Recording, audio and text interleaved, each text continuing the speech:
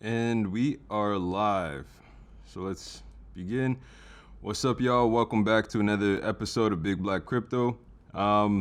Lots of news here, but guess what? This is where we're going to be starting off. Now, I wanted to go right back to the white paper because I don't know how many people have taken the time to look at the white paper and sort of see why those of us who have been hodling for as long as we have been, and why we continue to hodl well into the future. Congrats to anybody who's been here since 2018. I just want to take this time to highlight that, let you read over it. Before I repeat it, again, this is the white paper as authored by Arthur Brock and Eric Harris Braun, as titled Holo Cryptocurrency Infrastructure for Global Scale and Stable Value. From the abstract, right off the bat, we provide optimizations to enable the tracking and billing for the trillions of network interactions per second required to run a global scale decentralized hosting platform. Did you take that in? I'm going to repeat it one more time. We provide optimizations to enable the tracking and billing for the trillions of network interactions per second required to run a global scale decentralized hosting platform. We propose a blend of automation akin to smart contracts with engineered visibility to enable better decisions by human agents. Finally, we explore security considerations relative to blockchain-based securities. Yo, these guys, they know what's up. Through the white paper, they talk about clearing blockchain hurdles. I dig it. Some of the things that they've accomplished was being able to enable fully functional decentralized applications far more sophisticated than smart contracts to serve mainstream internet users, and to provide the massively scalable crypto accounting infrastructure required to host and manage applications at such enormous volumes of usage. Jeez. Let's keep going. They talk about the underlying technology framework. I dig it. But that's one of the things that I just wanted to highlight when it comes to Holochain is its ability to do more than, what Visa can do, more than what Swift can do, and really compete on a scale. Whereas you see, Cardano wants to upload 100 million users in Africa. Ripple wants to corner the market as far as, doing what Swift did when Swift took over, I believe, like Teletrack or whatever it was. That's a $10 trillion industry, and Ripple's poised to play in it. And what do you think, Holochain getting its patent does for it? It puts us in place to reap the benefits of a U.S. domestic market as well as North America as a whole, and to really be recognized as a global player when it comes to Europe. Remember, they're one of 10 blockchains, not blockchain, but one of the 10 distributed ledger technologies next to Polkadot, for example, highlighted in that paper. So when you talk about the future of Holochain, it's bright. And I'll take you through it as best I can, as quickly as I can. All links will be made available so you can come back and comb through the areas that you wish I would have spent more time on. Believe me, you thought you saw a couple of Holochain videos, you're about to see a lot more Holochain videos. Just wait and see. One thing they do really well is make use of DHT, and I just wanted to comb through this part because this was one thing that stood out to me. In this paper, the absence of references to proof of work, proof of stake, or leader selection algorithms are not an oversight, nor due to unfamiliarity with established approaches to distributed computing or blockchain architectures. The approach used in Holo does not waste computing power on those proofs, nor on any type of global ledger consensus at all. Holochain ensures data integrity for distributed applications through careful provenance of data published from each agent's local immutable chain. Immutable means it can't be changed. Like it's permanent. Public entries, think of it like a PDF almost. Once it's done, it's done. Public entries to local chains are then shared to a content addressable distributed hash table, DHT. Unpredictably, selected peers validate cryptographic signatures and force data schemas and application logic. Using this pattern of local immutable chains with headers notarized by an eventually consistent DHT, Holochain introduces an agent-centric pattern for data integrity, rather than a data-centric absolutist frame. See, this is one of the reasons why it's difficult for people to grasp some of the direction that technology is heading in. We were raised to deal in absolutes. It's this or that, and it can never be one of more than one thing. And I hope that this sort of changes that perspective. Which is, so back to that sentence, using this pattern of local immutable chains with header notarized by an eventually consistent DHT, Holochain introduces an agent-centric pattern for data integrity, rather than a data-centric absolutist frame, which is what creates the need for consensus. Once a developer learns to do this kind of inversion in their thinking from data-centric to agent-centric, then building a distributed application on Holochain becomes much easier and many orders of magnitude more computationally efficient than applications built for scale on blockchain. So again, read through the white paper to see where we're coming from, and it's a thorough paper. It's a thorough paper. And I love the fact that they, from the jump, were aiming for trillions of transactions per second. And that's why I chose them early on. So let's run through why I see Holochain being worth what it's worth. And I'd probably say, looking at it as a 3.22 trillion market space that it's about to play in, is still undervaluing it. Crazy, huh? You go through the effort and all of a sudden you realize whoa, there's a lot of market. And this is definitely a framework for anybody who's interested in doing more than just investing. If you thought you were making money investing, you're about to make a lot more money when you take up some kind of coding language and decide to dev on it. The real money is for those who intend to innovate on the technology. So you can invest and participate. Great. You could innovate. You could innovate or get some people to innovate your ideas into existence and really be part of the market. So this is one question I get asked a lot. How does this affect the banks? I figure I'll just give you what you got, what you'll find right away. And by establishing a decentralized ledger for payments, blockchain technology could facilitate faster payments at lower fees. This is not a could. Can, will, has, and continues to do so. You get faster payments and lower fees. Ripple has about 300 partnerships in place.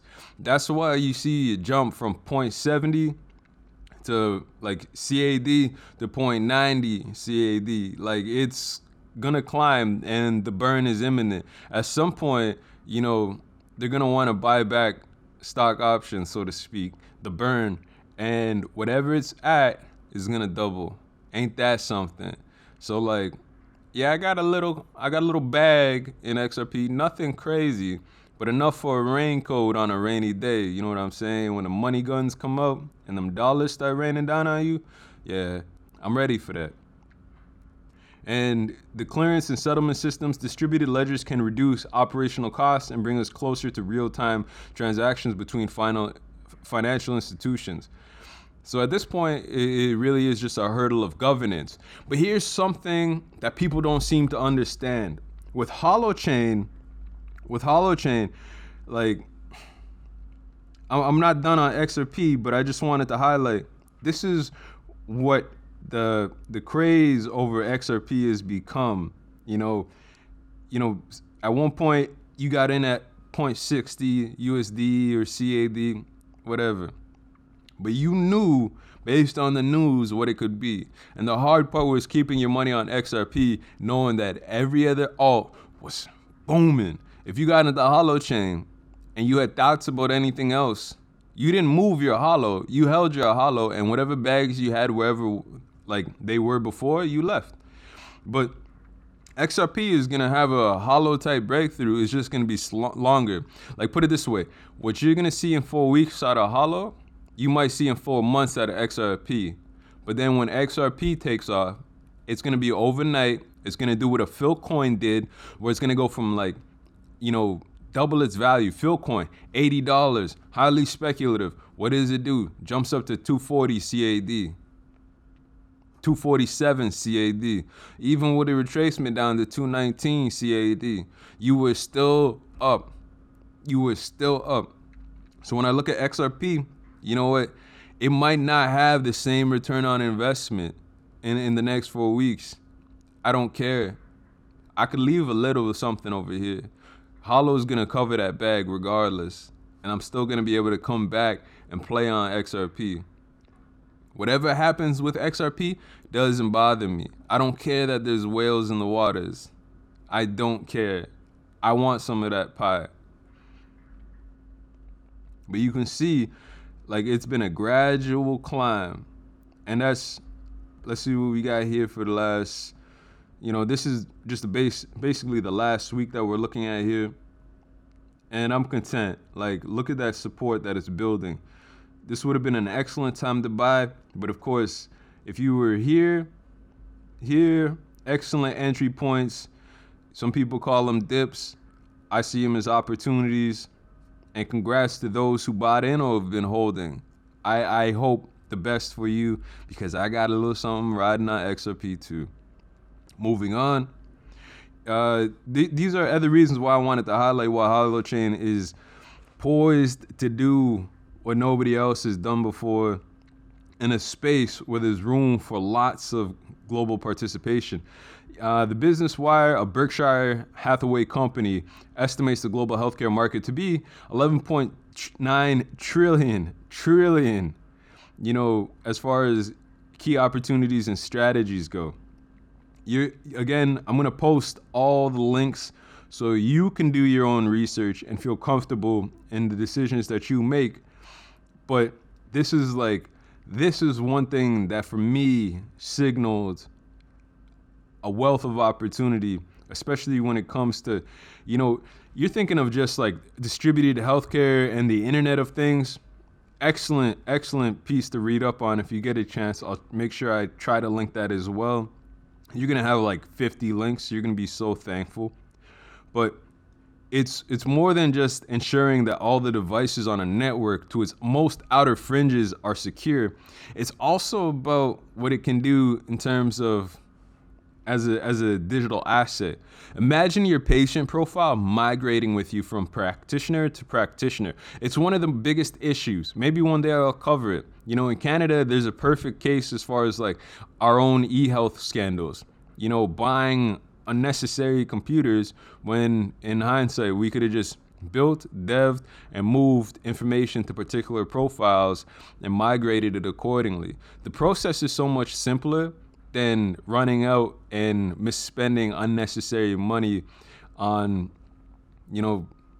run-of-the-mill desktops.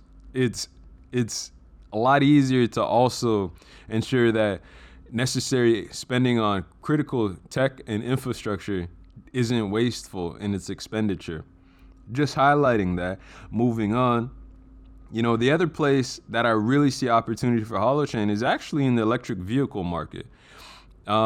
If you want widespread mass adoption, you got to allow for payment at the pumps. And what other way, I can think of no better way than to sort of encourage this is by allowing people to make payments at their electric charging stations. I think across Canada, we got a little under 14,000. It continues to grow globally. And, it's not just the tech that we'll see in the cars as far as, basically being able to communicate with each other, being able to see what traffic looks like ahead, and maintaining roadways. Like what we lose in traffic, they say in Toronto, you lose about 82 to 87 days a year in traffic if you just add that time up.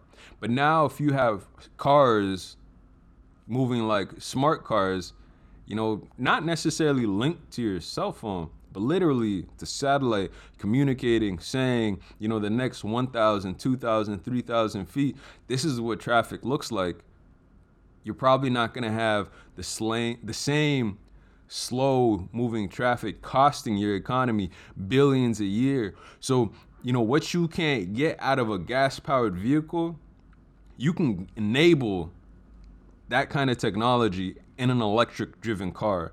So I know I stopped there, but I just kind of wanted to highlight some basic metrics of opportunity. This is Allied Market Research. You're welcome to find something more credible. No arguments. I'm not here to compete. I'm just simply trying to ensure that the best tech becomes available to us in North America and beyond for my many friends and family around the world, because after all, Holochain is one big community and one big family. But here they got the global vehicle electric market valued at 162.34 billion in 2019 and projected to reach 802.81 billion by 2027. Geez, Asia Pacific was the highest revenue contributor, accounting for 84.84 billion in 2019 and is estimated to reach 357.81 billion by 2027. So if you got yourself some VeChain, and believe me, I'm going to talk about VeChain soon, congratulations, you secured the bag. Let's keep it moving. Again, all articles and all the research will be made available to you. This is one I found really interesting. We're going back to 2018. It just touches on Holochain, holonomics, smart ecologies, and the future of the internet. Love it.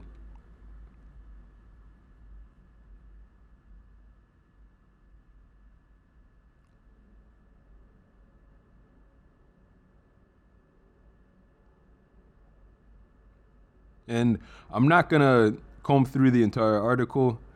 I just want to show you that as far as like where it's been placing itself, cloud computing comes down to at the core of things. So they didn't just nestle themselves in one aspect of market. They nestled themselves in an area of the market where all other areas of the market have to intersect. When you understand how powerful cloud computing is as, I guess you could say, an apex point of market, then you see how viable everything else is, because it's going to have to relay back to cloud computing.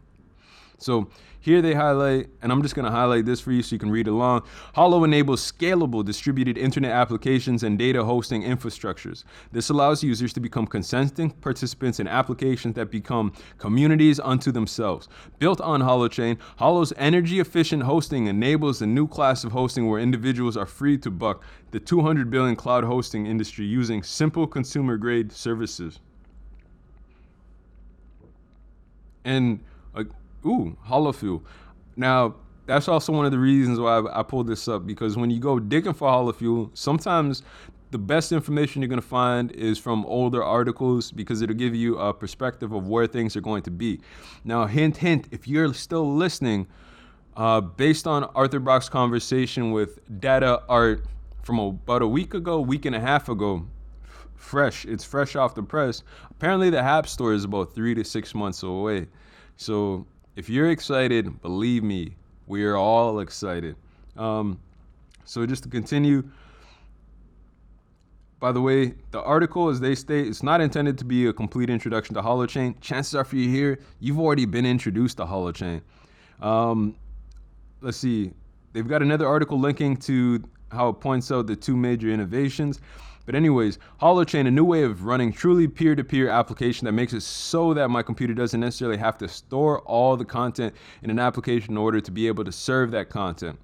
Holofuel, a new crypto accounting system that enables us to process transactions in parallel rather than in sequence. That means that Holo can handle millions or billions of simultaneous transactions.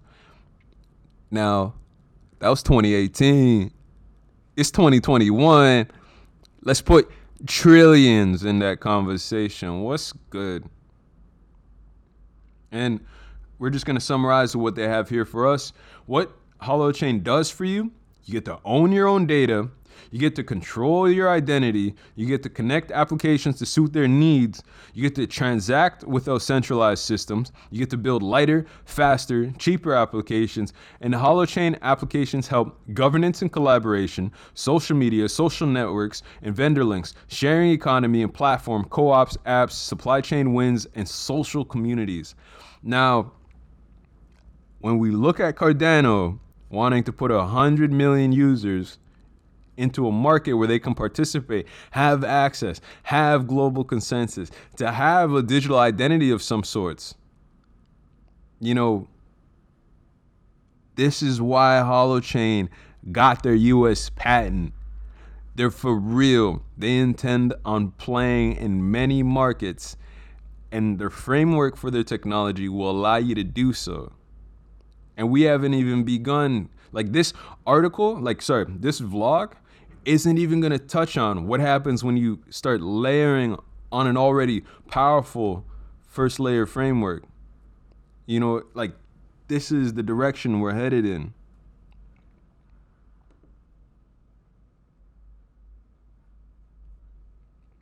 Now, if you haven't read this article, you're going to want to read this one, Thinking Outside of the Blocks. This is what I had referred to earlier in the distributed security and IoT healthcare.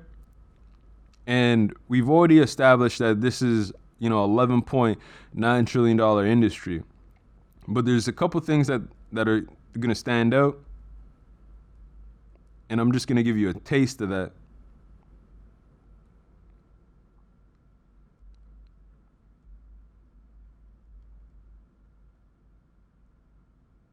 So, to touch on some of the issues, one increasingly straining challenge for healthcare systems in both developed and developing worlds is the rapid expansion. Let me highlight that for you. You're gonna want to be able to sink in on this. So, one increasingly straining challenge for healthcare systems is both developed and developing worlds is the rapid expansion of aging populations whose care requirement is different in nature and more demanding compared to the young population. It is very true. Like in North America, I don't know about your part of the world, but it is a challenge, and we don't do enough for our elderly. The predominantly traditional physical manual management of healthcare system of age population is further complicating the problem. Furthermore, devices with very limited communication and networking capability and limited agility are exacerbating the problem. However, recent advantages in flexible electronics and nanobiosensors have the potential to address the critical healthcare problem mentioned above, which was unthinkable even just a decade ago. Also, rapid progress in ubiquitous connectivity and networking solutions offered by 5G and emerging 6G systems. Y'all haven't even thought about 6G yet. We were all crying about 5G. Well, not all of us. I was looking forward to faster connections because I be trading and I need speed. But now we talking about 6G. 6G, when have you heard anybody refer to 6G anything? You probably heard it here first. And emerging 6G systems will enable remote healthcare management anywhere around the clock. Jeez. So progress in soft robotics for medical applications as well as medical informatics coupled with immersive and extended reality IXR will realize the dream of remote surgery. It will enable surgeons with certain expertise to assist and supervise robots to carry out the procedure from anywhere in the world, provided that the critical latency and reliability requirements of the end-to-end connections are met. So, surgery in real time is necessary. Regardless, things can now happen from overseas. They've already been doing so, but now it's the speed is about to be unparalleled. There's no need for mining. Things are going to operate more so in a node type structure. So from the aspect of computational time, this is a complete wastage of time for the rest of the nodes who attempted the mining process but were unsuccessful. Hence, blockchain gives rise to redundant computational overheads for resource-constrained IoT healthcare systems. Therefore, a practically feasible solution is required. Oh, I gotta give y'all the juice. I gotta highlight as I go. I apologize. It's required for IoT systems that can overcome this challenge. It is vitally important to ensure that DLT, so distributed ledger technologies, is implemented in an inherently secure and privacy-preserving manner in the distributed IoT healthcare system while being less complex and less resource-hungry. Jeez. Let's keep going. Holochain is an emerging technology that provides an open source distributed network infrastructure to communicate securely without inheriting the huge storage and data exchange requirements like blockchain. Holochain magically performs a task by combining two underlying techniques, a distributed hash table and hash chain. So I'm not going to inundate this. This is going to be long as is, but I just wanted to show you some of the benefits. And you really need to read through this. I don't mind doing, 10 to 20 minutes on this as a whole, but I'm going to scroll down and cover why security is so critical. Because if we're in Toronto, maybe within the last 10 years, one thing you would have noticed was like some of the leaked data as it came from like from the hospitals themselves, right? Patient data should never be compromised. And you think about your own data and privacy, but now what happens when whole systems get compromised? And this is an example of why it's important to have a secure network, period. And this is something that Holochain is able to fix. The real risk, in the article, I'm just going to read from this point. The real risk is that a hacker could potentially take over the communication of a medical device, switch it off and make it malfunction, or falsify the information that is sent to the doctor. Researchers have also shown that it is possible to do something called a battery draining attack on a pacemaker implant. That's messed up. Many recent cyber attacks have shut down hospitals, healthcare systems, and caused deaths. In 2017, the global ransomware attack, WannaCry, took hold access across multiple continents, inflicted over 600 organizations, including 34 hospital trusts in the UK that were locked out of their digital systems, and medical devices such as MRI scanners. WannaCry impacted patient care directly, costing the organization £92 million or 116.4 million USD, leading to 19,000 canceled appointments. You thought COVID was bad. Ransomware is the devil. These examples are just a sample of how AI can automate the manipulation of medical data sets, expanding a cyber attack's impact through health and biotech industries. So this is why it's important. Later on in the article, they explore DLTs, and they're secure by design and implementable under resource-constrained IoT settings. So again, this is why I'm a fan of it. The proposed secure by design technology will have wider implications. Oh, remember when I was talking about VeChain and cars and banking, and you were like, where's this guy going? He can't be this fried early in the morning. No way this guy smoked that much weed. Nah, I'm not fried. I know it's early in the morning, and I'm about a large double deep dark roast. So I just for me, allow me, if I may. In this article, we explore DLTs, which are secure by design and implementable under resource-constrained IoT settings. Although the article focuses on medical applications facilitated through the IoT, the proposed secure by design technology will have wider implications. For example, hacking of transport systems, including autonomous driverless cars, also has the potential to cause devastating accidents. So, hacking financial systems can cost billions from businesses, wipe out lifetime savings and pension schemes, and critical infrastructure could also be damaged, and the list goes on. So now you see the value as far as the Internet of Things. At some point I'm going to touch on the energy of things, but where Holochain thrives is in the economy of things. And this is a wholesale perspective, from banking to electric vehicles and other autonomous driving, technology that we'll see. Because at some point, they're going to be doing things by freight, and it's going to be autonomous, in the future. So let's keep it moving. Again, we revisit the white paper, and this is my favorite part of it. We provide optimizations to enable the tracking and billing for the trillions of network interactions per second required to run a global scale decentralized hosting platform. So Who else's white paper says that? No, like, for real. Go look at everybody else's white paper. Comb through the abstract, the opening, the conclusion, and you tell me who else says they're capable of handling trillions of network interactions per second required to run a global scale, decentralized hosting platform. And, you know, post them in the comment section. I want to see. But right now, Holochain is for the people. Like, people say, why did they start off with such a low value? They purposely discounted the value of things to encourage market adoption. You know, what's the point of participation if you're priced out before you can even participate? So, you know, this is one thing Arthur Brock, Eric Harris Braun, and your favorites, you know, Iron Man in real life, Elon Musk, have in common. They both believe in the power of the Internet of Things. So, you know, I found this one on Forbes.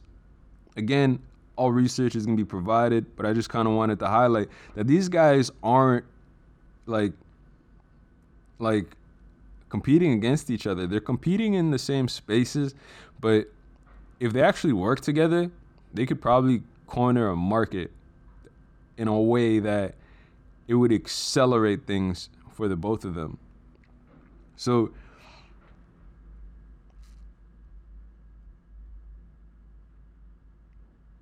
shout out to Elon as a manufacturer, or Tesla as a manufacturer, providing free charging for the lead up to the previous storms.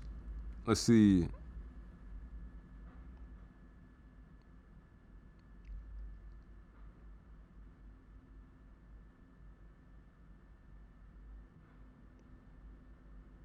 So this is why I wanted to share this article. In fact, Tesla and OnStar's moves reflect a deeper shift. Consumer and business-facing infrastructure is growing increasingly in an Internet of Things with more devices connecting each day. The Economist reports that 1 trillion Internet-connected devices may be online by 2035. So what did we just read in the white paper? We were talking about being able to handle like trillions of interactions per second. And in 2035, we're supposed to hit 1 trillion of internet-connected devices. Holochain is already ready for the future.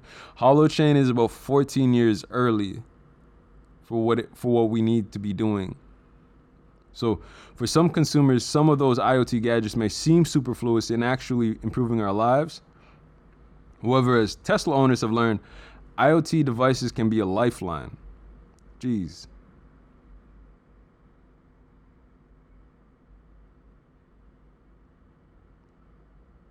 And I rate it because, you know, whether you're talking about the power walls or the solar panel roofs, like, you're gonna start to see more of that, and people are recognizing the value in that.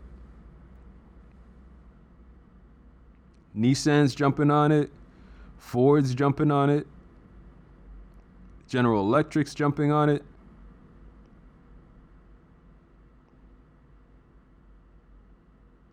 Like, you got IoT sensors in aircraft engines that allow mechanics to remotely monitor the health of individual components and collect data on use, helping to not only prevent engine failure, but also to better monitor usage and wear and tear.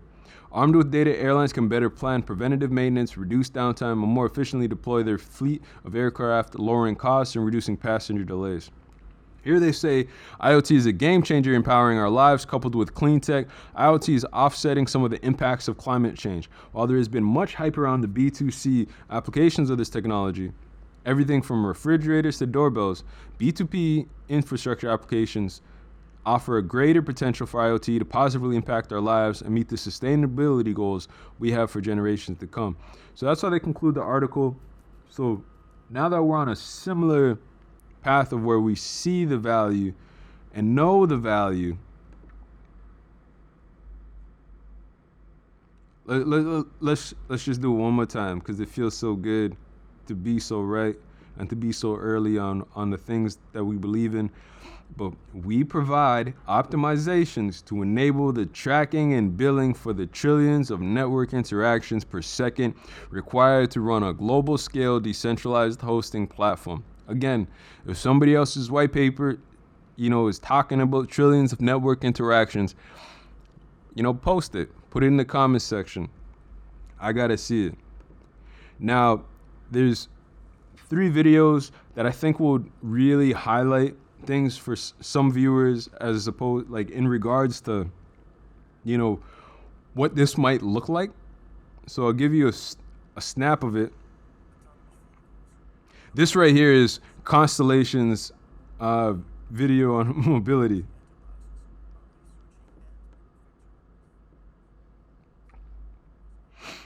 So this is kind of like an example of the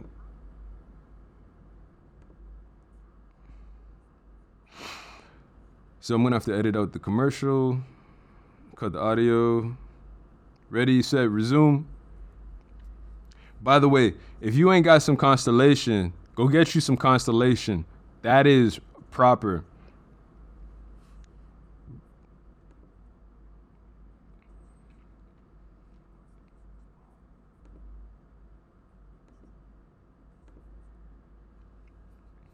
Because one thing I really like about this tech is, now what happens when, there's nobody at a red light and there's no reason for that light to stay red? We could actually move traffic a lot faster.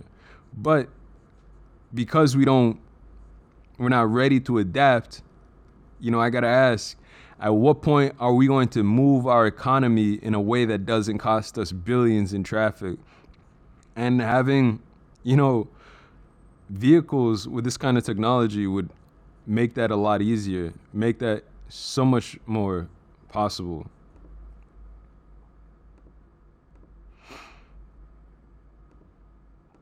So I know you heard some of the audio doubling over, but this is kind of like where I see the future for us.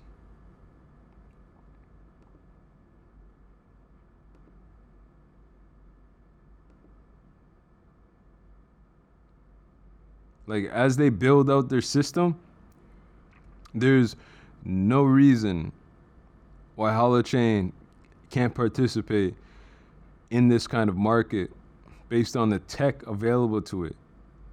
Every device is going to have an identity of its own. It's going to be able to interact with the other cars on the road. Now, why wouldn't Holochain want to be a part of that market? So, again, this will be posted so you can see for yourself. I encourage you to hodl a little Constellation if you can. I'm a big fan on anything oriented in a car market, just because the value is exponential over time. And, if you got yourself some VeChain, for example, congratulations, you secured a bag.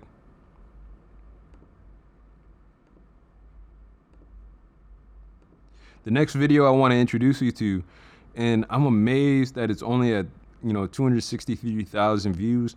This thing should really have like closer to like 3 million views. So that kind of, should highlight where you are in the market and how early you are to market. And I'm going to play some of this, and actually I'm going to jump to the part I really like, and I want you to sort of see where the mind is at.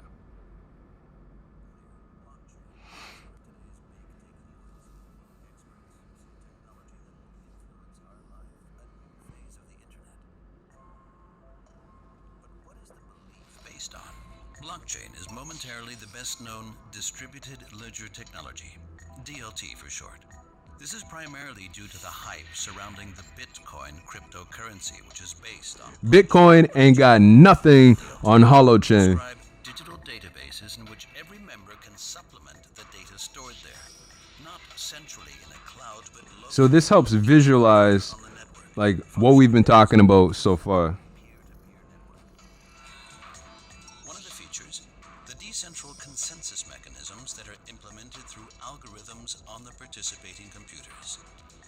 This so-called mining verifies the data in the decentral network. Now with Holochain, there is no mining necessary. Safe and decentral, and by that, That's the power of peer-to-peer. future transactions and verification processes. In the case of blockchain, a new digital block with a distinctive No proof of stake necessary, no proof of work necessary. block is written for every new set of and becomes immutable from then on. Proof of work, the safety requirement. The user has no interest in the higher. Now we're gonna fast forward to where we want to be with this. For use cases with higher transaction rate requirements, could be making use of the DLT variant, directed acyclic graph, DAG.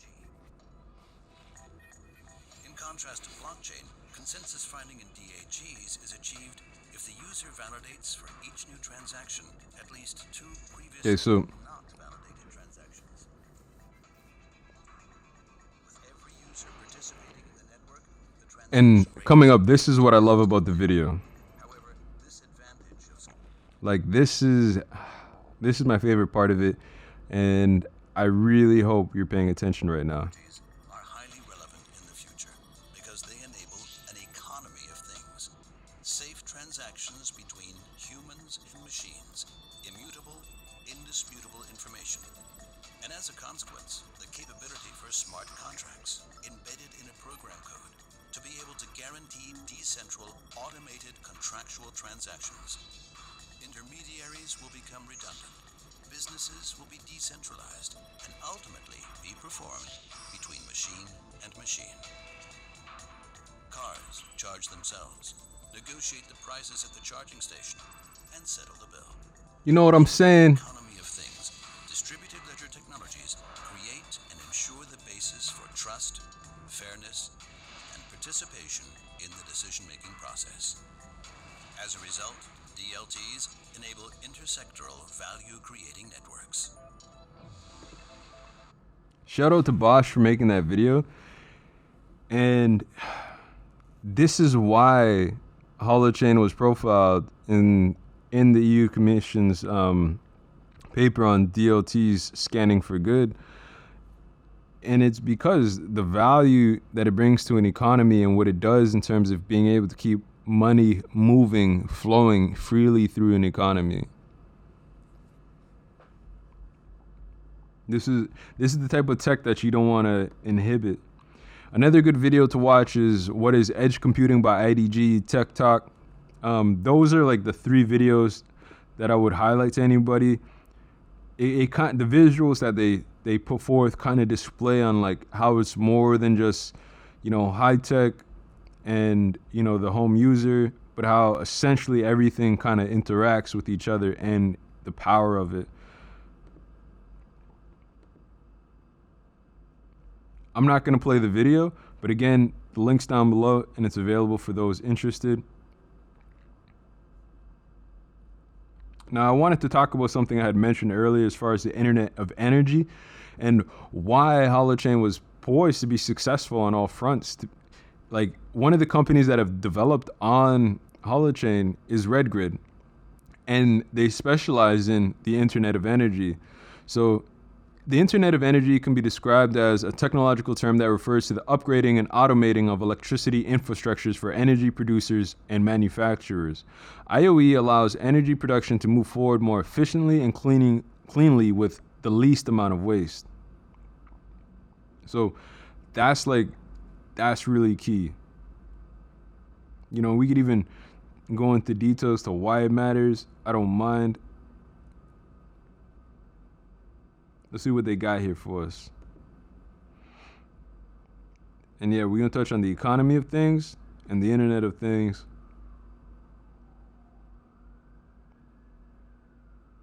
I'm not even trying to wait for that to load. I got like 1,000,001 portals open right now. The economy of things is created when new value is extracted from the Internet of Things.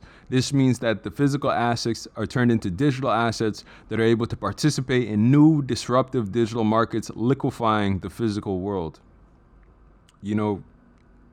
Art, for example, is, something that's become liquefied and now has a digital presence. I can take the painting off the wall take a picture and sell that, whether the NFT be, whether I destroy the painting and let the NFT, take on that proposed value, or the NFT itself serving as, a form of authenticity, a certificate saying that this is the owner and heir to this painting. They can do whatever they wish with it.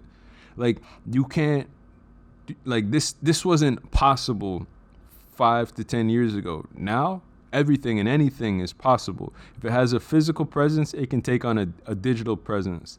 And that's the power of the economy of things. It's not specific to just NFTs, but anything and everything when we talk about our real world activities and having a way and means to pay or track. And for another working definition of like the Internet of Things, it can be describes the network of physical objects, things, or objects that are embedded with sensors, software, and other technologies for the purpose of connecting and exchanging data with other devices and systems over the internet. So again, you're talking about 1 trillion devices by 2035, and we already have a suitable non-blockchain alternative via P2P and DHT technologies that can handle 1 trillion transactions or 1 trillion interactions per second. Money is data, and when it flows freely and you have access to it, you can do more than just sort of wait for a paycheck. Like, I think one of the favorite things that I heard as far as like Ripple being in a banking space was that, the same transaction that would have costed you $20 in fees, like just to move $2,000 or $20K, you could move 2 million for $2. That's the difference. Like, whatever your banking system chooses to allow as far as fees go is different, but replacing Swift the way Swift replaced its predecessor is one of the things we think of. And when we consider the US patent at play, that gives banking institutions a level of comfort knowing that, if we choose to adopt this technology for our gateway portals to crypto, then great. I think one of the misconceptions a lot of banks don't seem to grasp as far as like buying and selling crypto, you should just be okay with receiving the money from the money made in the digital realm. You should be comfortable with people making payments through their institution to these crypto platforms. I think it's a tremendous mistake to sort of just write it off because it's a threat. It's actually, the more banks or institutions adopt readily, the more people will sort of recognize them and bank with them instead of their competition. People want access to emerging markets. They don't want to buy whole shares and not have access to, the chart that'll actually show them things in real time. That's the benefit of playing crypto. I can buy that share in a fractal amount with the minimum amount that I have to spend, but I can also buy freely, have reduced fees or no fees at all, and participate in market. And I can do that at any time of the day without having to stop everything I do. And I can do it from the seat of my pants in front of my computer to literally doing that from a handheld device of any kind. I can't do that really with traditional banking. I can buy and walk away, but I don't have the luxury of peering into the chart casually. And there's probably an app for that, but the way things are integrated in the realm of all digital assets and crypto currencies, banks are going to have a hard time competing, and it's better they actually understand how the world is moving and participate. This is one partnership I think that gets slept on the heaviest, and it's kind of sad because when we talk about, handling trillions of transactions per second, knowing that there's about 10,000 institutions that are Swift enabled, and that, Ripple is looking to make a play at, Well, here enters in 2019 AllianceBlock Primer and their partnership with Holochain. So I want to run through this, and this is going to be a long video. I don't care. At AllianceBlock, we are building the world's first globally compliant decentralized capital market with the AllianceBlock protocol. Yo, if they got a crypto, yo, you tell me how to buy that crypto. I want that in my portfolio. Like now, ASAP. They need to do an ICO if they haven't done an ICO. Again, these are things that I've come across, and I still got more work to do. The research never stops because BigBlackCrypto don't stop. See that? Sometimes I want to say black big crypto. You know, it's like the alliteration and big lips got me. All right, what we do at AllianceBlock, we're building the world's first globally compliant decentralized capital market with the AllianceBlock protocol. I'm not kidding. If you see that they do an ICO or they've had an ICO, their coins on the market, you hit me up ASAP. I want that in my portfolio. I'm not playing. Cross-border regulatory compliance, and now I'm going to talk about the three main layers. You got transactions, data governance and privacy, cross-border regulatory compliance. Dynamic smart contract logic that integrates with existing legal structures and provides regulatory oversight, legal recourse, and upgradability. Data governance and privacy. All data collected, processed, and disseminated is compliant with GDPR and MiFID II to simultaneously ensure user privacy and transparency of transactions. Transactions, fully automated back office processing, document production, automated prospectuses, and regulatory submissions and transactions. So they highlight why those four things are important. I'm just going to scroll down so I don't crush you with another lengthy reading. Oh my God. Did they just mention the Philippines? Now, I got homies from the Philippines. Yo, shout out to the dudes I used to work with at Foot Locker. Some of the best dudes. They could ball, man. Like, yo, I don't even play basketball, but like, I just gotta love it, man.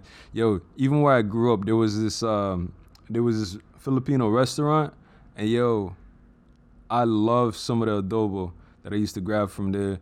The fried fish. Like, my dad be looking at me weird, like, yo, yo, where'd you? Yo, it's mid-afternoon. You got a hockey game to go to, and you chewing on. And I'm just like, yo, you want some? Casually, like, that's what was one of the beautiful things about growing up in Toronto. You're surrounded by so much culture, like, and then when you understand the culture and the business aspects in one of the markets, like sending money back to the Philippines is a big market. I think Remitly is one of the companies that, like, they always talk on the commercials about how some of these banking corporations like earn billions doing nothing, and it's really in many ways disrespectful because here you are working your ass off to send money back home to your extended family, and then, you know what? You could always be sending more, but somebody wants to take as much as they can, scraping from the top. And to me, that's not cool, man. Like, I really appreciate seeing AllianceBlock and Top Tech established.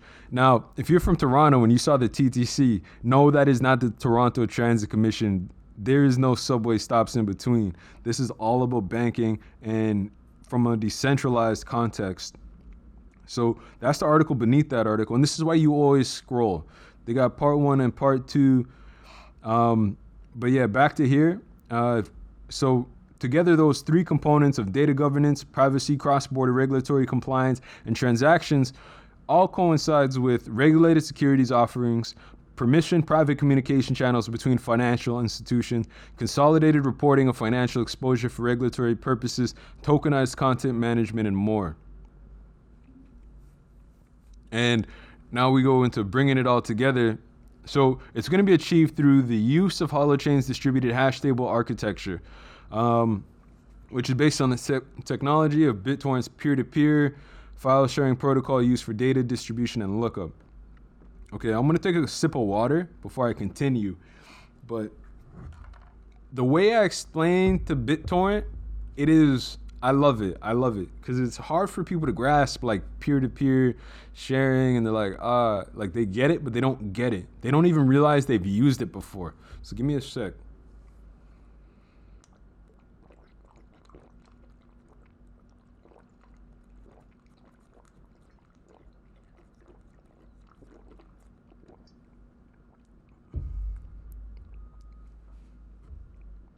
So when it comes down to BitTorrent, if you've ever used LimeWire, Napster, Shazam, any other like torrenting type device, like or program, you've used that peer-to-peer file sharing protocol. And you already know how fast it is because remember, you were trying to download a movie, and I'm not getting into the semantics of the legalities. When you're young, and you're going to find a way to access things irregardless of what the legalities are. That's just the generation I grew up on. I was on Silk Road before I realized, like, yo, I shouldn't be on Silk Road. Oh, what's a Bitcoin? You know what I mean? And instead I'd go outside and go and play, like, the moment I saw a little too much. But as far as BitTorrent goes, like, you're familiar with the technology. The way I explain to people in my community is it's no different than LimeWire. It's no different than Napster, Shazam. And I don't harp on the legality of it. What I harp on is the technology that has been present from time, and it's the ability for things to get faster based on where that information is stored. And as far as ledgers go, this is how you start to see a benefit of it through protective measures, right? You develop that technology and you create off of it in a way where it's more secure for the user. So the system will enable self-sovereignty of user data, allowing users to fine-tune the data they share while ensuring AllianceBlock is compliant with data protection and regulations, GDPR. I'm wondering if that GDPR, if the G is for Gibraltar. And you're like, what do you mean? What does Gibraltar have to do with this? Yo, what is Gibraltar? Where is Gibraltar? You need to go on Google Maps and look up Gibraltar. It is like a hub for tech. Like, it is one of the world's not so secret, best kept secrets. So the unique thing about Holochain, coming from Gibraltar is actually one of the places very early on in the world that was regulating cryptocurrencies, recognizing it as an asset of sorts despite being digital, and having a series of set compliance protocols. In fact, a lot of what you see on a global scale of regulatory framework is reflective of the framework in Gibraltar. People don't know that. So when you wonder how like Holochain can gain acceptance worldwide, well, they're used to dealing with local governance. They're used to being compliant and operating within a framework. They're used to sitting at the head of councils and assisting, and contextualizing what would benefit the adoption of the technology at the same time too, without implementing things that would be of a hindrance. It's in the EU Commission, they've already acknowledged where and what this, like where the technology is headed, what this means for economy, and the value to be had. It's just a matter of the rest of the world following suit. And the sad part is, in North America, Canada won't do anything until the US does it. And the US won't do anything until, well, they kind of understand it. The problem is Canada, North America as a whole, they move at a blockchain speed. Holochain does trillions of interactions per second. So this is why I'm like not really waiting for technology. This is why I'm going to school in May. This is why I want to learn how to code and program. I don't want to just invest. I want to innovate. And I want to participate when market adoption is poised for people to introduce their new creations. I don't care about the speed my government moves in. I wish they would move faster, but if you're not going to move fast, guess what? I'm going to use that opportunity to innovate and structure myself in a way where I can get my technological ideas supported in some form. So, back to the article. One of the pillars of our platform consists of a ratting system where each user maintains its user data. For this part, we were looking for a DLT to host high scalable network features after meeting David Atkinson at a gathering in 2018. We discovered the brilliance of the agent-centric protocol of Holochain, where each agent maintains its personal hash code, better known as distributed hash table. Not only will the peer maintain its data sovereignty, but this will also enhance the scalability of our platform. So that's from the founder and CEO, Rashid Ajaya. Yo, and by the way, I apologize if I pronounce your last name wrong. Like, sincerest apologies. Now here they talk about each peer and node that registers with AllianceBlock will have a role in staking, contributing, responding, voting, investing, and more. It will form part of an ever-expanding peer-to-peer experience. So by building the social component of AllianceBlock on Holochain, we'll be able to decrease failure rate, increase investor return on investment, and allow merit-based access to capital for corporate users and deals for investors, all while ensuring users retain control over their data. Now they got a part 1 and part 2 on that. So you want that. And now what's powerful about that is someone like Alliance Blockchain benefiting from Holochain and then partnering with other parts of the world to benefit from what they've done on Holochain strengthens that notion that Holochain is ready for trillions of interactions per second. And you're like, what's AllianceBlock? Well, they've got an about here, and I'm just going to give you a bit of that. AllianceBlock is building the first globally compliant decentralized capital market. Incubated by 3 of Europe's most prestigious incubators, Station F, L39, and Kickstart Innovation in Zurich, and led by a heavily experienced team of ex-JP Morgan. Oh my God. Barclays. Don't stop. BNP Paribas. And yo, hold on, baby. Goldman Sachs. Investment bankers and quants. AllianceBlock is on the path to disrupt the 100 trillion securities market with its state-of-the-art and globally compliant decentralized capital market. Yo, if you thought it was a game, this is not a game. You are here for a reason. You didn't just choose anything. You chose Holochain, the coin that keeps on giving back. And you're like, yo, I'm not ready for more. I told you, this is going to be a long one. This is going to be a long one. So the other thing that's neat about this is AllianceBlock and Top Tech partnership for globally compliant digital asset access in the Philippines. Whoo! You're not ready for that. See, that's the neat thing. When one person does something and another wants to benefit from the technology, but then there's a beauty in that kind of partnership on both fronts. You enable an entire market to access one region, and you enable that region to access a market on a global scale. We know how much money flows back into the Philippines from those around the world. We all have relatives that live abroad, but it's with the Philippines, like, now this opens up more for them and an opportunity for people in the Philippines to generate, an infinite amount of wealth for themselves by being able to access certain digital assets, irregardless of what the socioeconomic or political, dialogue is of the time. I'd love to send a type of crypto to a relative as a birthday gift, like, yo, hold that, let that mature. But in the meantime, here's some money for your birthday. Go get some, I hope this helps take care of grandma. So, let's explore that partnership because we got time. AllianceBlock is excited to announce a strategic partnership. Oh, hold on. When was this? September 15, 2020. Whoo! Oh my God. So AllianceBlock and Top Tech established partnership to realize globally compliant digital asset access in the Philippines.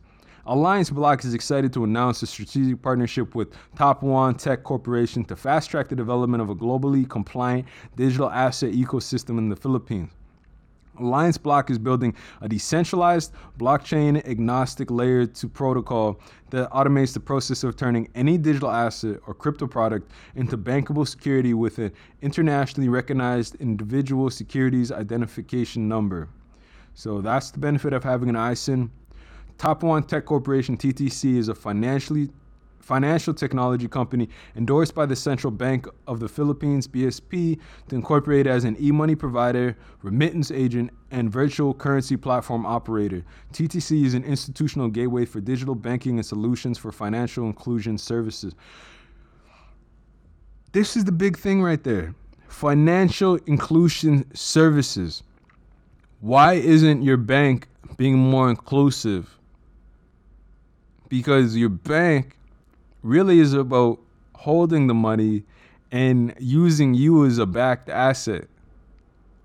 In reality, a bank is worth much more when the people using the bank are worth much more. And it's sad to see when, when the bank says, oh, we don't want people to lose their money, we're protecting, individuals at the heart of things, when reality is they just don't know how to profit off of you. And this is why I like seeing what's happening around the world. That's the power of Holochain. You already have a second layer being built on it. AllianceBlock is going to, they could come to Canada whenever they want and disrupt the market here, and nobody would be able to say anything. That's the power of financial inclusion. What else they got? Oh, whoo. This wasn't part of the original video, but I don't mind scrolling to see what else they got. AllianceBlock teams up with Vietnamese Kairos Ventures to raise awareness for the first globally compliant decentralized capital market. Wow. So, as decentralized finance has recently become one of the hottest crypto trends, the collaboration between Kairos and AllianceBlock will underpin and drive forth blockchain development efforts towards Vietnamese communities. So you got Vietnam, you got the Philippines, the Asia Pacific. What's good? I love it. I love it. Like, I want more people to have access to an emerging market where they can really do right by their family and gain, the same gains we're seeing. An ecosystem thrives on participation, and I don't like seeing people excluded from opportunities. So I love seeing this. So Kairos will be introducing AllianceBlock's applications to the native community, helping AllianceBlock build a positive reputation towards its services, along with providing marketing strategy and consultancy that best fits the native users and potential platform users in Vietnam. Amazing, amazing.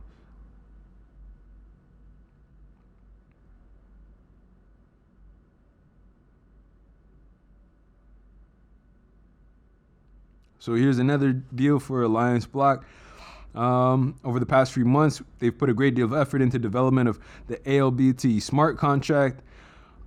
As one of the cornerstones to the AllianceBlock's ecosystem, we understand the importance of the ALBT token and have worked to ensure that the ALBT smart contract is ready to facilitate the growth and future development of our ecosystem while making ALBT available to all on secondary markets. We also listened to our community and took note that our users wanted clarity on the LBT vesting schedule to enhance understanding of how ALBT supply will change over time. So that is on my to-do list. I'm going to write that down right now because I want to hold me some ALBT. If people want to sleep on it, sleep on it. I want to eat all day. Who else is this? AllianceBlock and Acon join forces to secure traditional finance users' identities on the blockchain. This exciting integration is a giant, mind you, September 10th, 2020. How fast is all this moving? But keep sleeping on the kid. I do the research, I do the work, and I make it available for everybody. So here, this is we talk about digital identity, and now you're getting it here. Oh, and my bad. The G in GDPR doesn't stand for Gibraltar, but it may as well because, yo, solid. I like finding my best tech opportunities out in Gibraltar. I can't lie. AllianceBlock is proud to announce a new working partnership with Acon, a secure blockchain identity service that helps users easily and securely verify their identity when using supported services while complying with data protection regulations like General Data Protection Regulation and the California Consumer Privacy Act, CCPA. AllianceBlock is building the world's first globally compliant decentralized capital market, helping to bridge the traditional economy with the developing world of decentralized finance with an open, accessible protocol. Oh, what's this? You were listed on Uniswap. Now I gotta get me some of you. I don't care what you cost. I want you in my portfolio, in and around my portfolio. Oh my God. And that was September 8th. Super slept on. I'm definitely gonna get me some of that. I wonder if I can get it on Pancake for cheaper. Yeah, I don't care what it costs. I'm gonna hold that. You're telling me this is what you're doing, and I already know what you're gonna be worth. Don't care what it costs. Part of doing business. So that's what you've seen as far as like some of the banking goes. I just want to touch on RedGrid. You know, when we're talking about the Internet of Energy.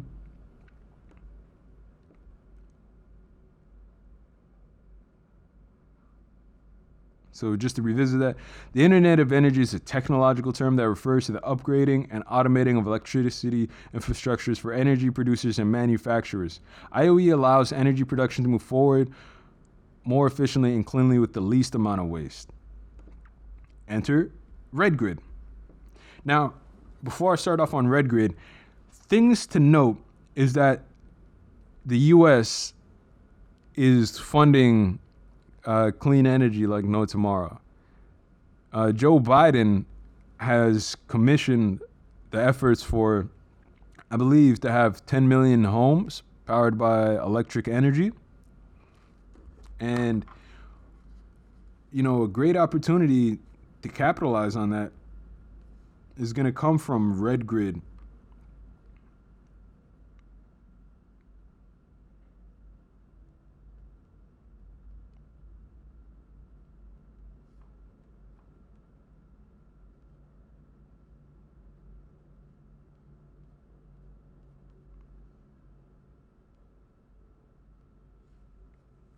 So I'm just going to paraphrase from a recent article on the Financial Times, and it's about Biden throwing his weight of U.S. government behind clean energy. So there is a $2 trillion spending package that represents unprecedented state effort on greener economy. So when Barack Obama pumped $90 billion into wind turbines, solar panels, and batteries as part of his efforts to kickstart the U.S. economy after the 2008 crash, his administration boasted the largest single investment in clean energy in history. Well, hey, you know, I got a feeling they're gonna be sharing a cigar over this one. Now Joe Biden is gonna be doing something to sort of magnify that effect and continue the efforts that he and Obama had started.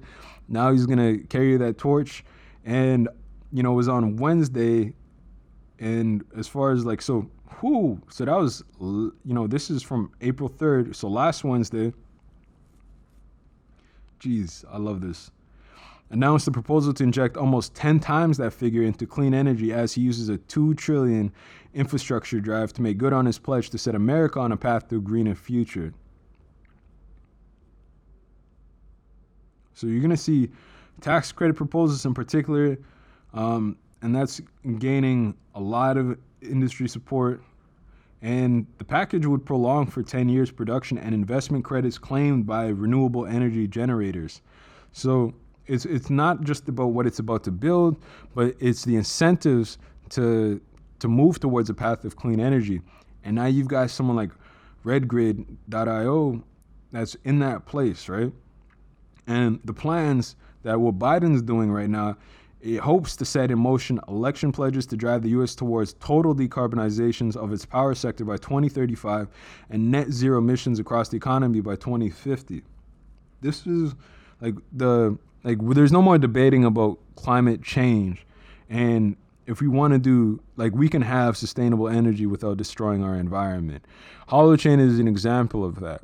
Look, if you get a chance, look at the power consumption between blockchain and a holochain, Bitcoin versus holochain, and you will see, even compared to Ethereum, nothing uses the power in a conscious way like holochain.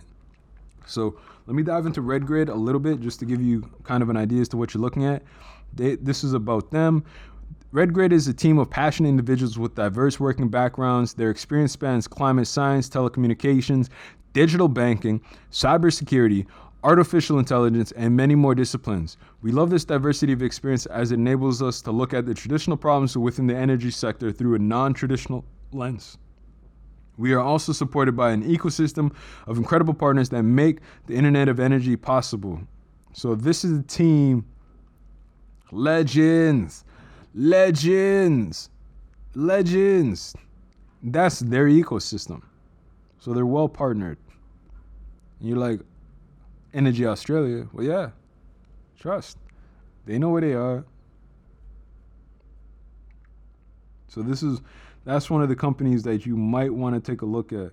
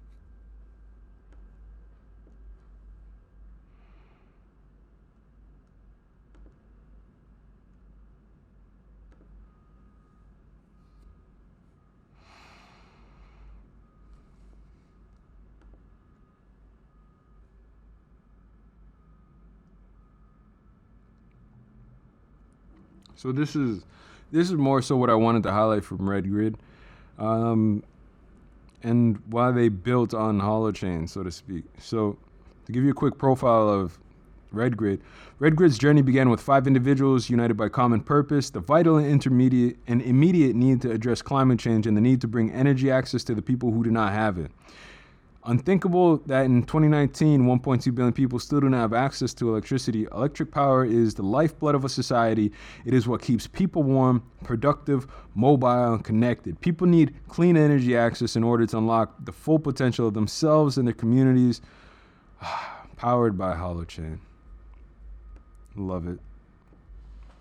I'm not going to watch the whole thing, but I'm going to give you just enough.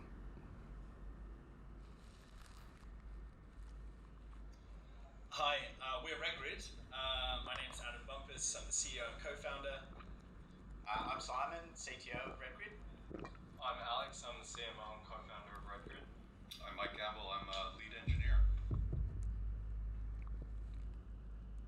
So our origin story at RedGrid is that we've kind of united around a common purpose, which is to bring clean energy to everybody, to avoid climate change, and to make access to this clean energy available around the world at any time. So at RedGrid, we are creating what's called the Internet of Energy. And so that is a platform that connects devices that both produce and consume energy and gives them the intelligence to both communicate with one another and coordinate their behavior with one another. And when you give these devices that are currently disconnected intelligence, they can act in accordance with one another to avoid blackouts, for example, that we experienced here in Australia, but also exchange value with one another. And then by doing that, we can create a grid that is harmonious for both people and the planet. So like, one thing that I'm going to touch on is what's neat about that is, imagine you getting paid for consuming less energy. So you've got a house set up to the grid. You're not at home. You're no one's home and you're using energy in a way that's not necessary, right? But then also too, based on power consumption, imagine using less energy and getting paid for it. In places like California, for example, that might be a really good idea, you know, especially considering that in some cases, forest fires can be attributed to, you know, a blown transformer running through excess amounts of electricity. You reduce that, pay people for using less electricity, or offer them a credit of some sort, and now we have kind of a very dynamic world in which we live. It's groundbreaking, but it's not just limited to that. Like, that's just an example of the use case, and I encourage you to really understand more of RedGrid. Let's just give them another few minutes. Example of this is that you might have an air conditioner in one place which is consuming a lot of energy, and then we have another air conditioner coming on, and suddenly we've got a lot of air conditioners like we have in Australia these very, very hot days, all dragging energy on the grid. That causes problems, and actually here in Australia we've had blackouts because of that. So what RedGrid technology does is enables those air conditioners to orchestrate themselves, to some to switch on a bit earlier, some to switch off during those peak events, and we start to turn these big waves of energy demand into these smaller waves. And so we enable the grid to be more sustainable, and our project therefore is enabling us to move to a future that's going to be resilient to the extremes of climate change and also enable people to use their energy in the best possible way. During the blackout period, we thought. So there you got it. That's just a sample of what RedGrid is about. But like, RedGrid is so much bigger than that. On a global scale, what they stand to offer is so much bigger than just that. And as far as the Internet of Energy goes, it's a protocol that can be integrated into devices that produce, consume, or store electricity. It gives them the intelligence to communicate with one another or take collective action to unlock energy value for the individuals that own them and the network as a whole. Some quick slides. There are still 1.2 billion people who do not have access to electricity. You know, current grids are not enough. The core philosophy behind the Internet of Energy is by taking the devices that produce and store energy more efficient and reducing the load of consumption devices, we can create a grid that empowers renewable energy growth and reduce our overall energy consumption. So, jumping forward, the Internet of Energy consists of two layers, a base layer protocol and an application layer. RedGrid is building the first applications on the Internet of Energy. You know, and again, we are in the critical decade for change. Now, that's RedGrid. The first application we'll be building is market responsive asset optimization, which will allow users high consumption devices such as thermostats to respond to external market prices and signals in order to reduce consumption and costs for households. This will be integrated with utility demand response programs to pay users for reducing their consumption during peak demands periods to reduce strain on the grid. And then they're going to open source their IOE protocol, their second layer, to allow developers to build applications for a network that empowers renewable energy and impacts local and global systems. They're currently building and testing these applications with commercial partners, and they'll be raising capital in Q2. They've already exceeded that. I tried to jump on that little funding wagon, but mind you, I'm 2 years too late. And congrats to them for meeting and raising the bar on their expectations. And from the CEO himself, Dr. Adam Bumpus, we see Holochain as an important part of our solution because the energy problem needs a transformation and a whole new way of looking at things. The agent-centric approach is a really unique solution for this industry. We will be able to get hobbyists involved in feeding things as well as large corporations, and this should be something in which we can all contribute. So there's a link to the RedGrid site. Let's keep plugging away here. Now there's the automotive Internet of Things. You can put a word in front of the Internet of Things, IoT, and like you're there. This is another neat little article. I'm not gonna like ride all the way through it, but again, it's just some interesting market insights. Like for example, a Japan-based telecommunication company, General Motors and BMW, invested US $159 million in Natsu, a US-based driverless car startup. And it's just highlighting some of the market activity, justifying why you want the IoT in cars, so to speak. For instance, Alphabet Inc., the parent company of Google Inc., invested US 1.1 billion for the development of self-driving cars in the period of 2009 to 2015. So that was then, this is now. Imagine how much that money has gained in value in terms of research and development. And the other component to understand of the development of self-driving cars is a lot of that was just mapping roadways. So, it's already there. It's in place. So North American held the dominant position in the market for 2016. You got key companies, global automotive Internet of Things market. Some of the major companies in the global automotive IoT market are Apple, AT&T, Audi AG, Cisco Systems, Ford Motor Company, General Motors, Google Inc., Intel Corporation, International Business Machines Corporations, Microsoft Corporation, NXP Semiconductors, NV, Robert Bosch, GmbH, Texas Instruments Inc., Thales SA, and TomTom NV. And about Coherent Market Insights. So they are a prominent market research and consulting firm offering action-ready syndicated research reports, custom market analysis, consulting services, and competitive analysis through various recommendations related to emerging market trends, technologies, and potential absolute dollar opportunity. Jeez, thank you, Mr. Shah. Just curious. So this is just like some insights into how far we've come.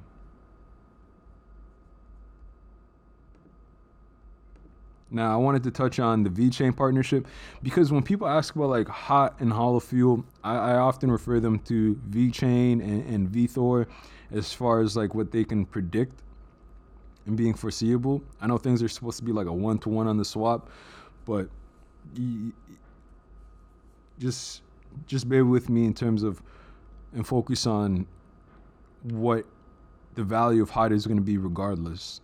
So I don't really concern myself with the swap. I concern myself more so with where Holochain is going to be in the next, 5 to 10 years and what the future looks like for Holochain in the next, 5 to 10 months. And, I see, a 24 BN cap as being realistic, like by April 14th, like it's middle of the month, I could see that. There's no reason why not to. I think it's just a matter of the research making it to people and people realizing like, yeah, I like stability and I like large circulating supplies because they offer stability that you can't get with low market cap coin. But this is the benefit of VeChain and the partnerships they've built. So one thing they talk about is carbon credits. So to lower emissions, the Chinese government has created a national carbon market called the Emissions Trading Scheme, ETS. The idea is that those who use clean and renewable energy sources will earn credits, and while those who continue to emit greenhouse gases will have to pay for it using carbon credits. This will create a strong economic incentive to enterprises and the population to make the transition to a cleaner source of energy. And you kind of wonder, how are you going to pay people with these carbon credits? And, well, these carbon credits can later be exchanged or used to buy products at a discount. Now, imagine your government paying you in some form of crypto. I like that. Here we got comments on the partnership between VeChain and BYD. Carbon credits, blockchain passes proof of concept, ready for mass production. So first enterprise level application moving the data of millions of cars, buses, trains onto a public blockchain. Wow. So if you're holding VeChain right now, again, congratulations. You really did just secure yourself a whole bag.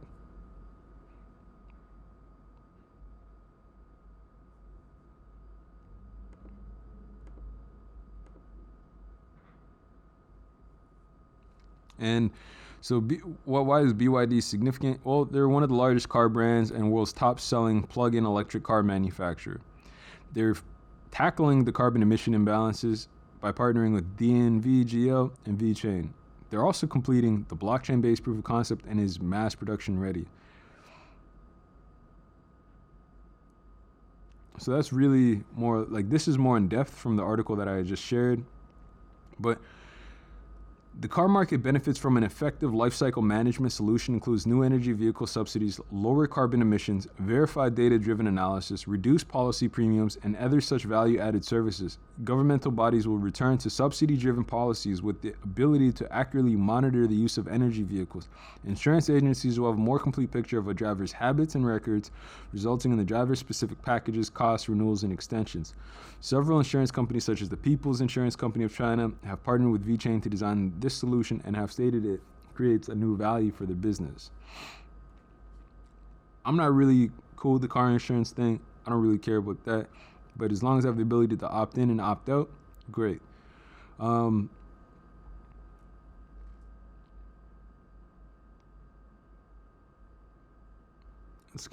to scroll back.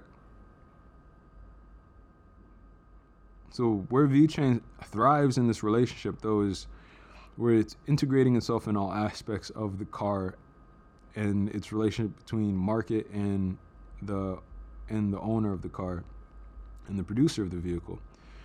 So when they talk about a completed carbon banking solution for the car model, you're like, what? What does that mean? So really all that is it utilizes VeChain's automobile lifecycle management solution that encompasses nearly every branch of the automotive industry. So from every component, from a logistics perspective, everything that goes into making the car can be tracked using VeChain. Like whether that's QR code or just into the assembly portion of things. Now we go past the assembly portion of things. Now we're talking about AI in the car. VeChain is integrated in the life cycle of the entire automobile, from raw materials to components on shelf to components in car, assembly of, rollout and exit of plant, to on road, to user and automobile interaction between automobile and automobile interaction. Like if you're holding VeChain, you will have secured your future. Congratulations. Now, here's where it gets more interesting. You're like, well, we used to talk about, why it's taking so long for electric cars to get accepted the way they are. And, well, someone's making a big push for change, right? Like, I would be happy to hold Ford stock right now, knowing that they're introducing the largest electric vehicle charging network and helping customers confidently switch to an all-electric lifestyle. Like, Tesla's in this game. They had a great first quarter by pushing out 184,000 cars.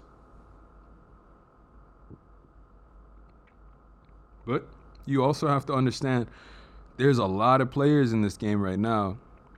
And right now, Ford is making it possible for people to have connected charging stations, in their households. That's old news. This is from 2019. But they've invested $11.5 billion in electric vehicles through 2022, and is focused on the customer journey from end to end, including education ahead of purchase and an easy shopping and ownership experience. So if you have to ask me which electric car I would buy, it's the one with the largest network, to be honest. But as well, if not the largest network, it's also got to be considerable of what my expected distances are like. And Tesla's got amongst one of the best as far as being able to go 400 miles off a single charge, and a single charge running probably $20, $30. But I just wanted to highlight that for people. Again, in Canada, I know we got about 14,000 charging stations, whether that's level 1, 2, and 3, but it's there. And this is what I was talking about with Tesla. Congrats to Elon for delivering in Q1, probably his best quarter so far. You know what I mean? 180,000 plus vehicles, delivering nearly 185,000. Can we just give a round of applause for Elon? Clap it up one time for my guy. The new Model S, Model X have been exceptionally well received. That's congrats, my guy. Congrats.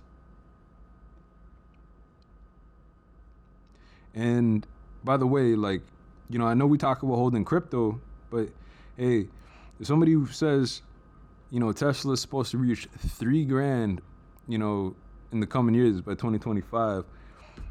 I mean, I wouldn't mind holding some Teslas. Like, I intend at some point to hold me like 50 or 100 Tesla stock just because I want that. I'm curious to see where this guy goes with the tech. Like, I like the Cybertruck. I don't care what y'all say. I want one, and then I want my favorite artist to paint it. And I want to drive that all up and down the road. Like, that's how I feel. And there is a benefit between Holochain being integrated into some kind of electric car. Not necessarily Tesla, but I like Tesla for Holochain simply because Holochain, if you remember this. It's like magic. Oh my God. Now, you put some of the best electric vehicles paired with, an interface premised on Holochain's technology that can handle trillions of network interactions. Because remember, you're not just interacting with other vehicles on the road, getting a perspective on what traffic actually looks like 1,000 to 2,000 to 3,000 feet ahead. But now, you pair that with something like Starlink, and what you end up having is truly one of the best ways of clearing traffic. If you could see what traffic looked like, would that not make you a better driver? Would you not be more inclined to, spend less time in traffic? The roads would be clear and we'd actually get things done in real time. Oh, there's an actual accident up ahead because guess what? I can see it in the roadmap ahead. When I talk to my car, hey, what does the next 2,000 feet look like? Are there any accidents ahead? Yes. You know what I mean? Like, you don't just have a smartphone. You've got a smart car and genius level tech on both ends in terms of what the interface is able to allow. You put Holochain in the payment terminal, and in real time, you see like what's come out of your account. Like, I want that. That's what I want for the world. I'd like to see, Tesla partner up with Holochain and Starlink. It's the world isn't ready for it. But if we wait for the world to be ready for things, what we're seeing right now could have happened 10 years ago. The difference is it's a different generation making the decisions, and I encourage, I'm encouraged by knowing that certain things are possible. And right now, all things are possible, especially when it comes to crypto. This is just to highlight, the benefits going beyond, your typical North American market. I also like to think of Europe as well. And in 2020, there were roughly 285,000 public charging stations from electric vehicles in Europe, including Turkey. Merhaba, if you're here, just got to say hello. I got a lot of friends out in Turkey, so lots of love. And there's a market share of about 5.3% for when it comes to EV vehicles being in the EU. So they hold somewhat of an equal share of 5.2%. I like it. And then in 2019, Germany was home to almost 40,000 public charging stations for electric vehicles. The number of charging stations was highest in Norway. The country is known to have the greatest share of new electric vehicle registrations is relative to overall new registrations. Shout out to Marvin for mentioning what is easily now one of my favorite electric vehicles. It's a must-have. Like, I talk about wanting a Tesla, but because of Marvin, like, parked next to that Tesla will be a canoe. I want a canoe. I do not care what it costs to ship. I want a canoe. I have to have that off-road vehicle. Like, it's something made for the city, but it's like even more exciting in the wilderness. I'm a big fan of the canoe. I'll post a link to it. If you haven't seen it, it's, when you start cashing out on your crypto, you're gonna want one. And because I'm from Canada, downtown Canada, This is one thing. We got 864 public station 864 public charging station ports level 2 and 3, and that's gonna grow.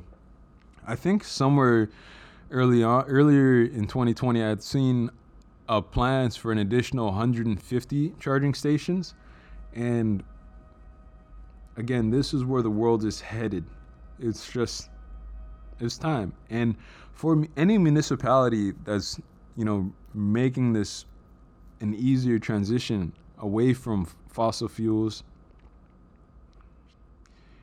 make it possible for people to make payments in crypto, or because for a city, if you want to overcome certain deficits, you're going to want to start accepting certain cryptos, because if those cryptos gain value over time, you as a municipality, could see, $1 million in earnings magically become $2 or $3 million in earnings, simply because you've got a mixed bag of Bitcoin, ADA, or whatever. People will tend to pay with certain things knowing that it's worth more today, and it's because they got there today.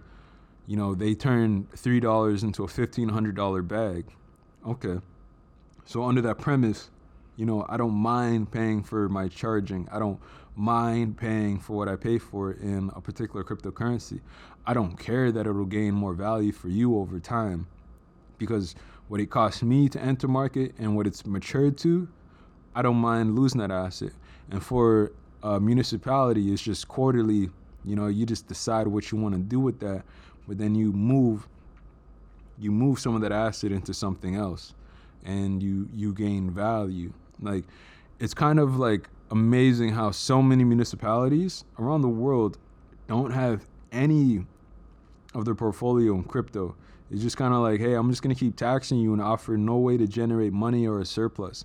Like, I could run for mayor on that premise alone and be mayor. I could run for premier on that premise alone and be premier.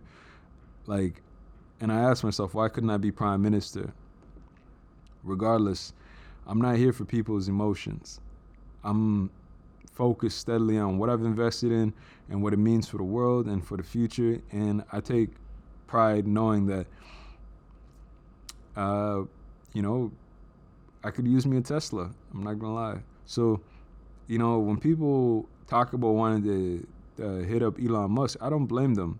But you gotta highlight, remember, you're talking to a genius. You're talking to a guy who taught himself space travel. You really have to merit the benefit of a partnership between Tesla and Holochain. Elon Musk is all about speed. Like, you can't tell a guy like, hey, yo, what do you think of Holochain? Or, let's marry the two. It's not that simple. You have to speak on the merit of something of interest to him. You were talking to a guy who taught himself space travel and then formed a company. Like, I shed tears when I seen him crying. You know what I mean? Like, when your idols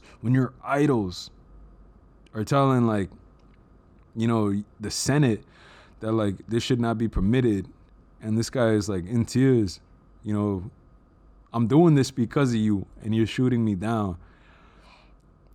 All his rockets travel faster than the speed of light. I think he's pushing, like, Mach 9 or something like that, like something insane. And if you want to connect with a guy like Elon Musk, you have to really specify that, you've already made money off of PayPal and you exited that.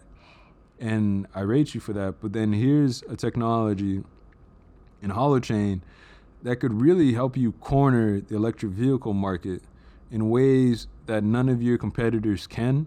And it starts with being able to handle trillions of network interactions per second. Like, he could literally, be a $5 trillion man overnight. And it's just a matter of, like, in what ways would he be able to benefit from it? And I see it being through Starlink, being one of the best, internet connections. But now you have Starlink to car to user.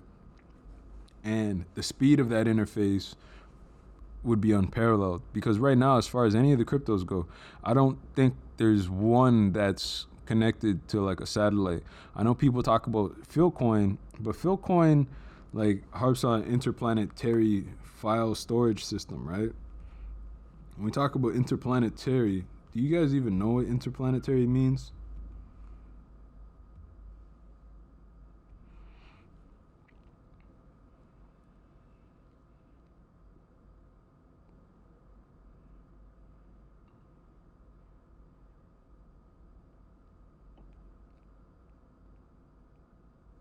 So, you know, I like the idea of satellite encryption, but to give you an idea of what interplanetary means, it's existing, carried on, or operating between planets. Interplanetary dust and interplanetary flight, interplanetary spacecraft. So it's really a way to encrypt data as it goes back and forth, you know, when it gets uploaded and gets downloaded. But again, you know, people see interplanetary and they're like, whoa, it's going to be between the planets. It's like, not really. Like, this isn't Filecoin. This is Holochain. It's much more dynamic. So moving the conversation forward, you know, we've touched on Tesla and what that might mean. I think this also is a really good article from Deloitte and Touche, or just Deloitte. And this one highlights the accelerating technology disruption in the automotive market, blockchain in the automotive industry, covers disruption in the role of blockchain, practical application of blockchain within automotives, assessing blockchain opportunities, responding to blockchain, and the assessment framework and method. I just want to jump right into blockchain opportunities. You're welcome to come back to this and review it for yourself. I'll stop in between where I need be, skimming through the executive.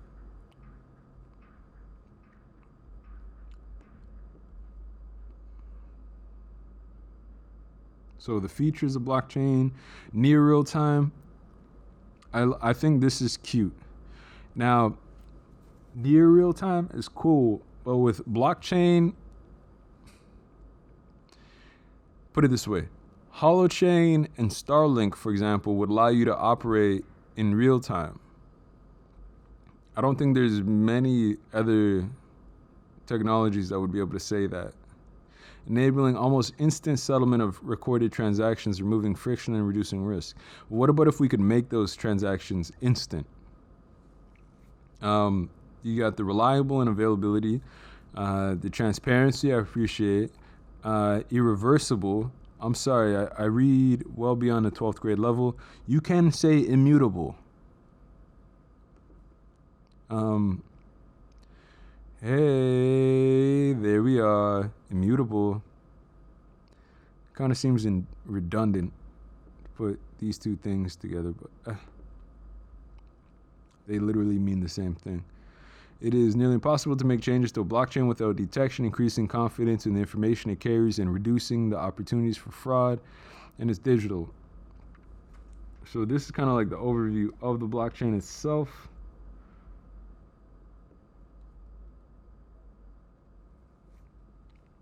So you've got a system of computers. You're going to facilitate peer-to-peer transfer of value without central intermediary. So like whether that's at the charging port, and data is replicated across the systems over a peer-to-peer network. So this is something where you'd actually be able to see what traffic is like. That's kind of like, I know I touch on that one thing, but it's not limited to that one thing. That's just an easy example because nobody likes sitting in traffic. And let's see, in addition, executives in the consumer products and manufacturing industries, which encompass automotive, expressed the most bullish blockchain outlook, with 42% planning investment of at least $5 million in the coming year. Ooh, okay, I like that. You know you're gonna double and triple that once you realize like just how much this market is worth.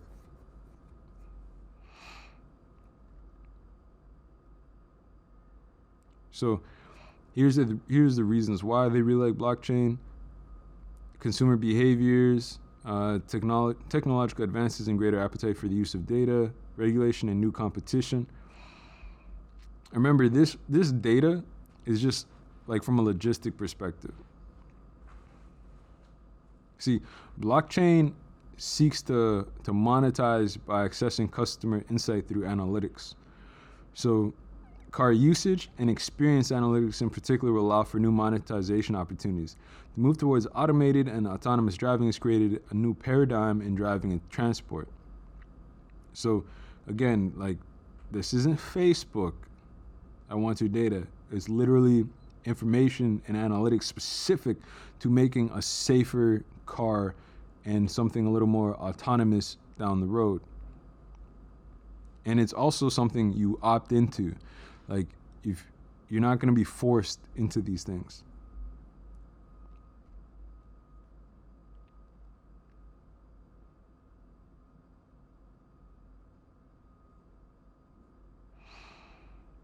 And again, this was a net, like, it's, I enjoyed the read.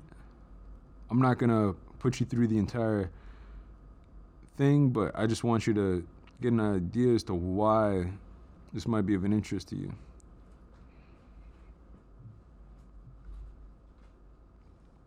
So this was one of my favorite things as far as like a connected supply chain.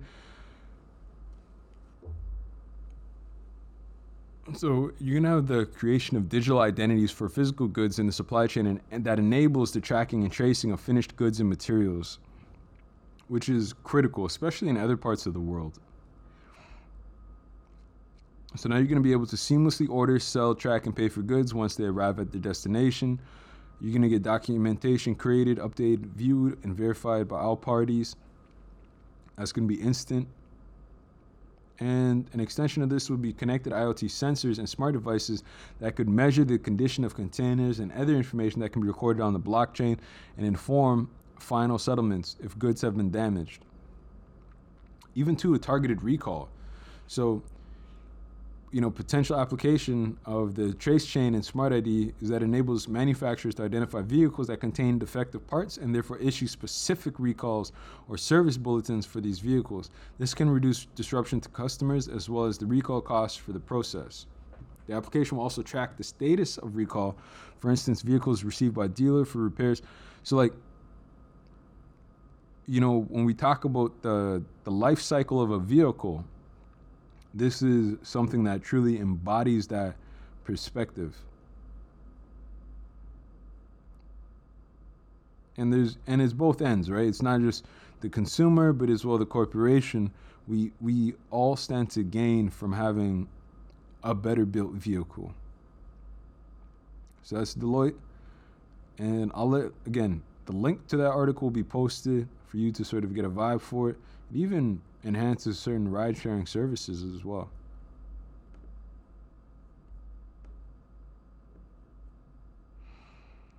Now, the only reason why I'm coming up here is for a trust wallet. I think, you should be able to sort of make money multiple ways and through different methods. The only reason why I got a trust wallet is because I was trying to buy some Safe Moon. Couldn't resist. But now let's go back to all things Holochain.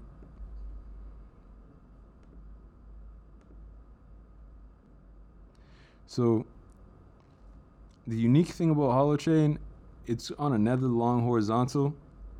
But what I try to tell people about it is that it has a habit of moving in steps, in very small increments.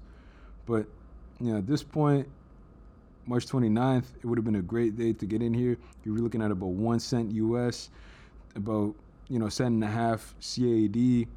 And if you had gotten in around February, mid-February, January, long before that, like if you were here from like 2018, my goodness, congratulations to you.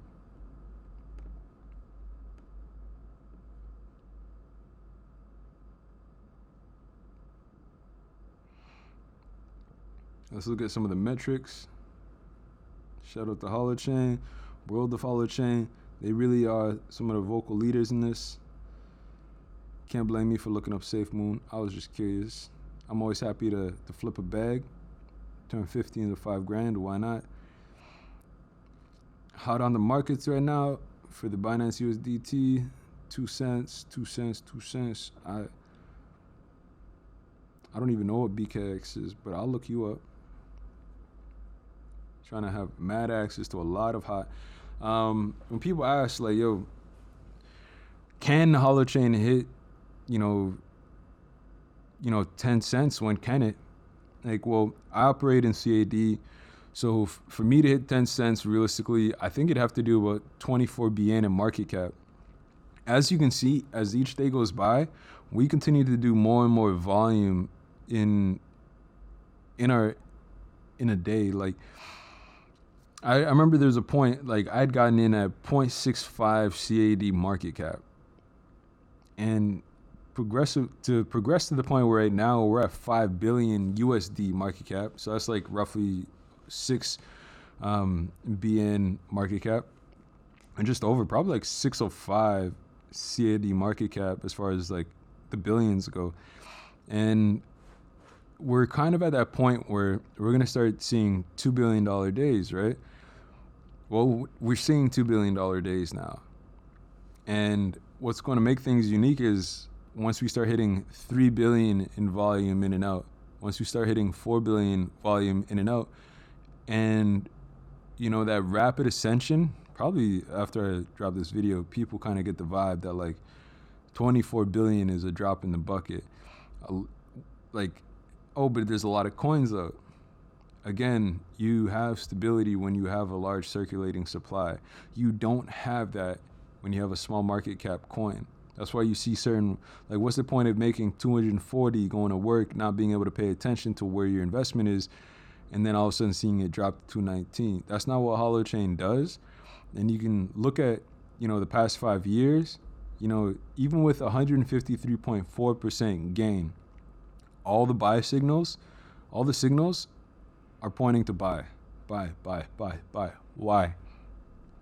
Why can't something have 153% gain, 30% days, 22% days, a retracement of probably like, you know, maybe 5 to 10%, and then shoot up another 20 and 30%? Because what happens is you're going to see a horizontal straight, and then as things progress, you're going to see peaks, a little bit of valley, and more peaks. But every time it surges by a few billion. So when you see money leave market and the sellers are there and things are bearish, understand this, that sometimes it's just sell orders triggering, and all that means is that, oh crap, I gotta buy back in, and I'm not gonna have, you know, the same value trying to buy back in. So I don't really get offended. Like, people who are here now and who have been here know that, you know, selling now only means you're not going to be able to sell for more later, assuming that you haven't missed that opportunity. Because when this thing climbs, it climbs fast and it jumps through interval levels. Like, I remember when we were at like 0.00400, I'm like, yo, once this thing passes 0.00400, it's going to skip through the 500s, it's going to skip through the 600s, and we're going to be staring at 700s for like no more than a couple days. And that's kind of like what happened. And where we are now, like at the 2 cent USD mark, the 3 cent CAD, 3.5 or 4 cent CAD mark, that's not going to be for long. That's going to rapidly change, you know, over time, and you're going to be impressed to where it ends up. So just to peel it back, you know, here at CoinFi, just again to sort of give you a vibe. Right now it's trading at 0.028 USD.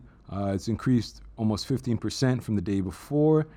Right now, wow. When I went to bed, it was the 30th largest cryptocurrency by market cap as of April 4th. It is now number 27. You know, who was here when it was 38? You know, and that's the power of it, right? Like, people know the value of cloud computing. Amazon's $1 trillion company. Don't you want a piece of that pie? This is why people are running on Holochain right now. And, you know, now what's circulating out of a max supply of 177 billion is down to 169 billion. So it's not something to sleep on. Signals still point to buy. When's a good time?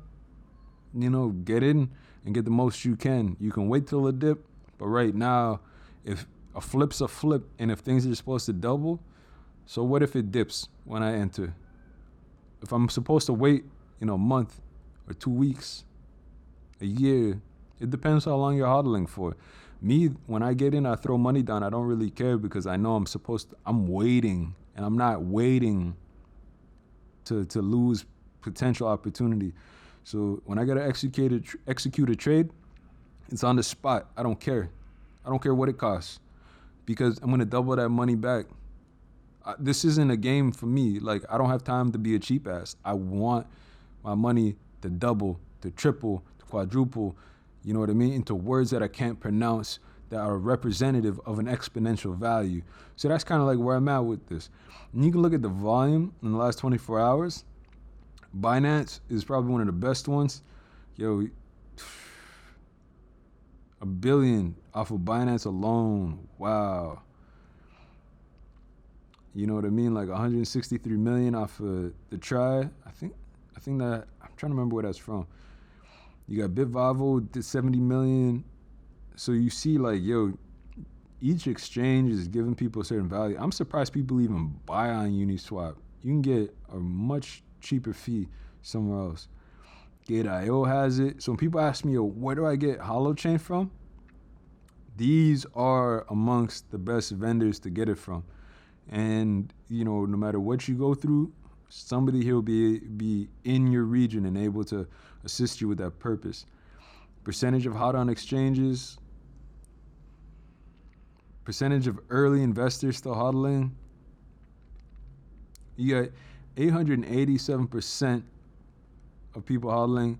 That's number 546, ranking out of 1,102 coins. And don't be like disappointed as like early investors. So at one point in 2018, you had 96% still holding. A lot of them, now you're down to 85%. 2019, people have sold off. You know, now you've got about 66%. And now 68%. So as far as like what you've seen, if 30% of early investors have left, cashed out, that should sort of highlight to you the amount of opportunity for you now, knowing that you don't have some of the same individuals in the same space. Like for me, this was probably around the area where I get in, and now I am of the 68%.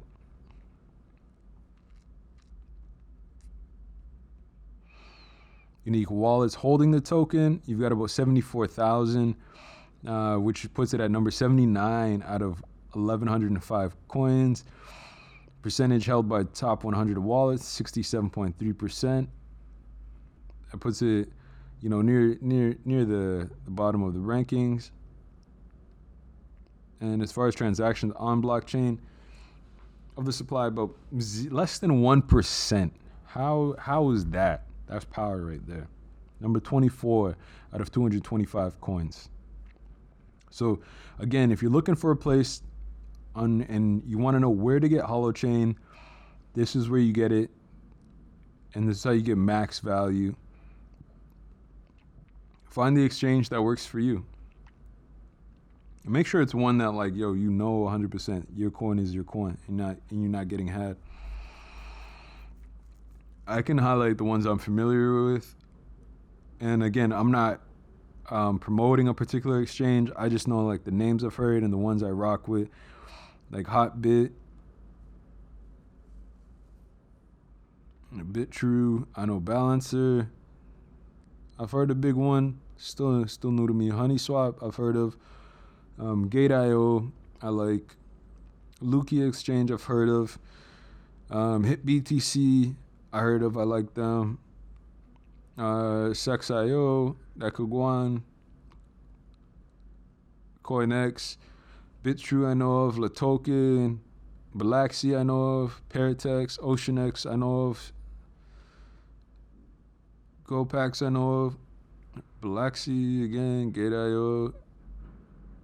I know these guys. I heard of them. I know these guys. I want to check out their exchange one day.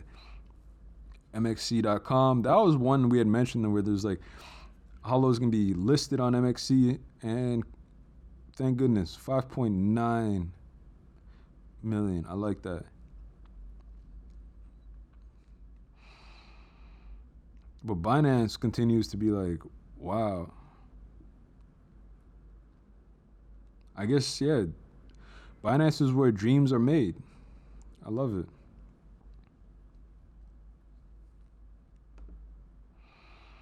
And here's a chart in the last 30 days as far as like the activity. So remember when I was saying like we casually do $1 billion a day and we're gonna start seeing $2 billion days? Well, here you can sort of scroll back and see that, right? March 14th, March 15th, you had the 1.5, $1.2 billion days. But this is kind of like from March 6th and onward, this is where you start seeing real activity. March 11th, it was kind of slow. But then the uptick is just insane in certain cases. Like, here you got like 1.7 billion in market cap, but you're doing 918 million in volume. That changes dramatically. All of a sudden now it starts to accumulate. You're looking at 2.1 billion, 1 billion in activity flowing in and out. Now you've got 2.4 billion in volume, but you got 3 billion in market cap. Remember, a lot of the money that leaves the exchange, from Holochain, just ends up coming back in because people exiting know that they are not going to see the same rate of return within the same amount of time that they would see in any other coin on Holochain right now.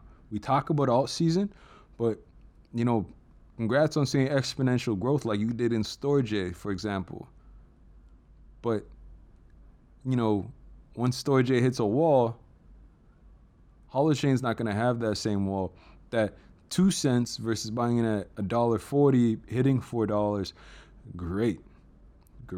Not knocking you, but Holochain's about to do that too. And it's going to keep doing that for the foreseeable future, for the next year to 2 years.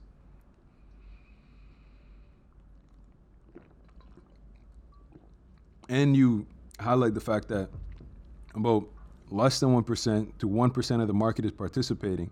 What do things look like when you have 2 to 3 to 5% of the market participating, buying, actively trading crypto that they can afford?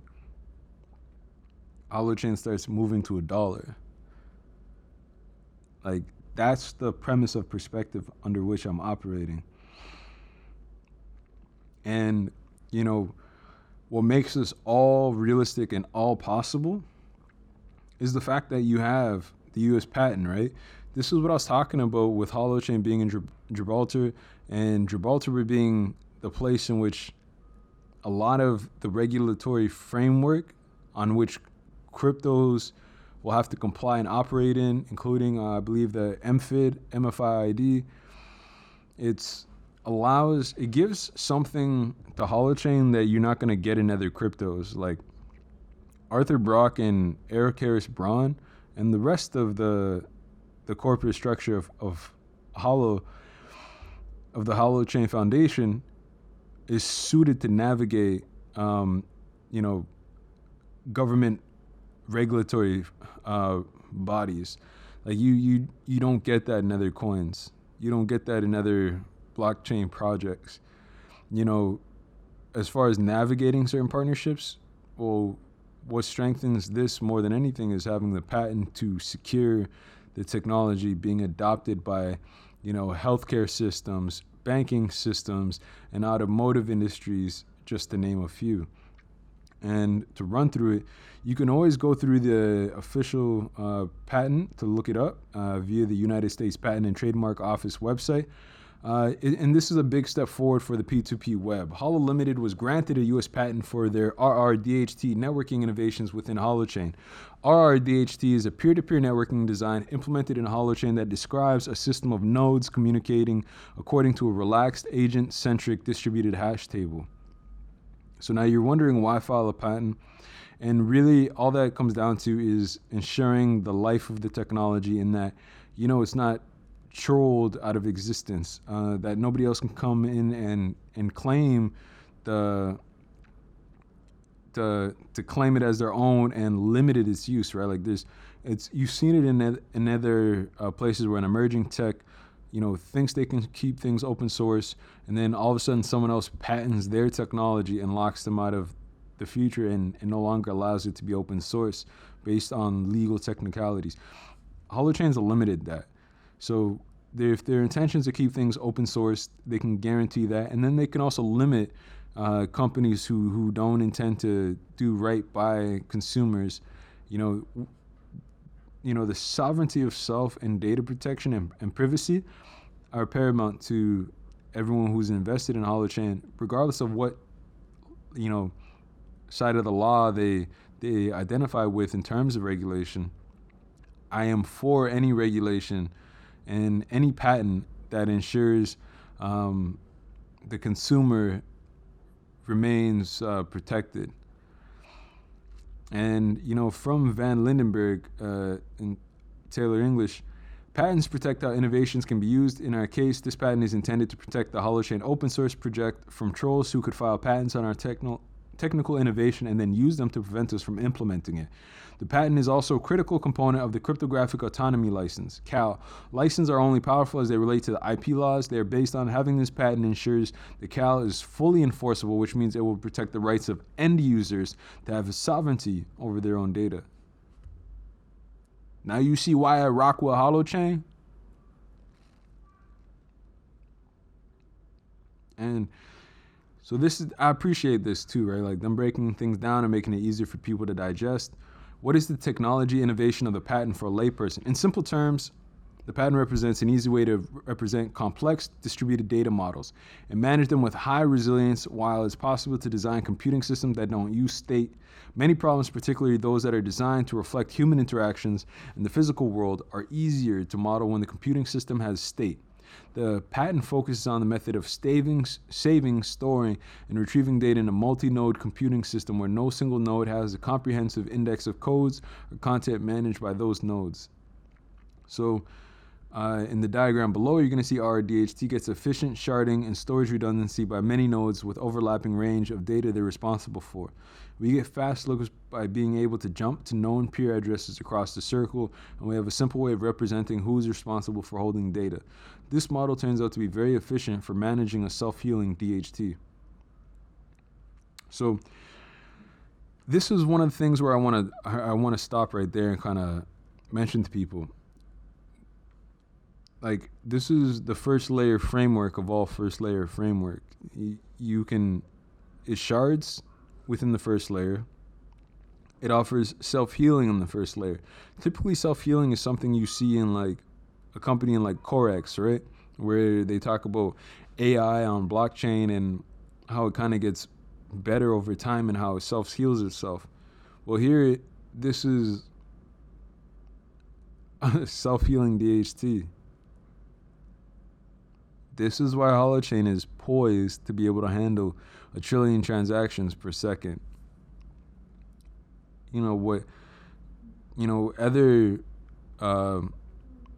blockchains are doing in market, and even if they say they're not blockchain, I'd be quite curious to see if this is something they've accomplished in the first layer framework. And because they haven't, is probably why they don't have a patent.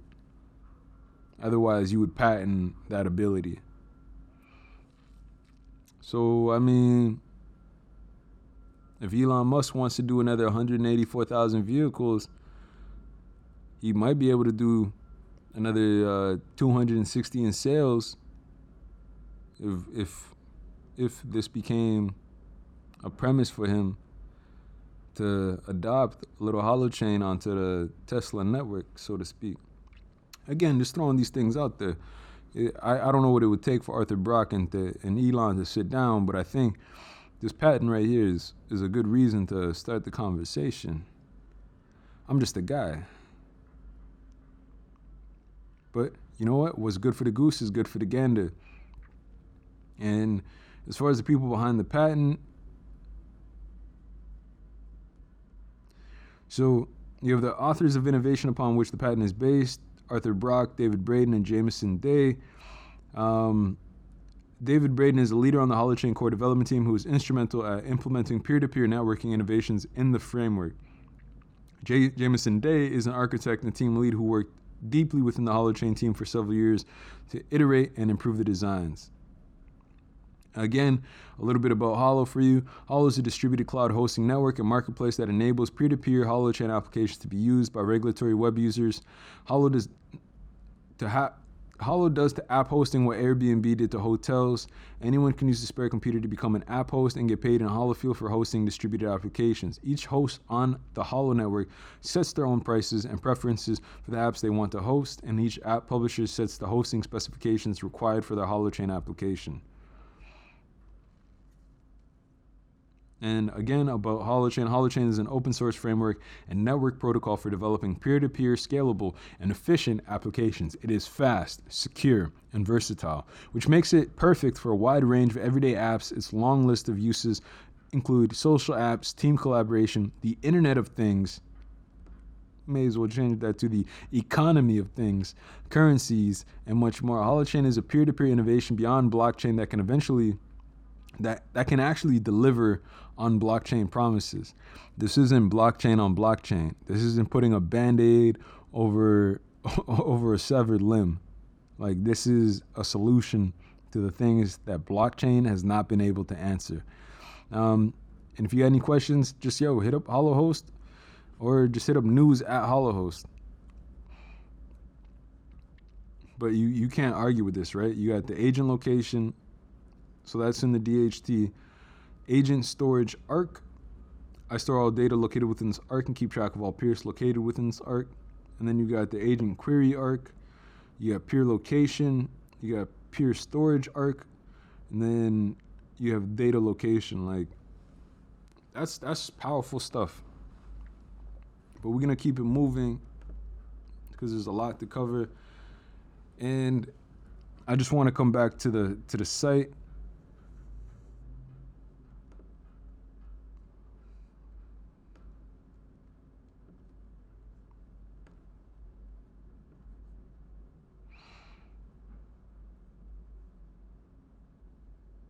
Now, I believe there's an event going on.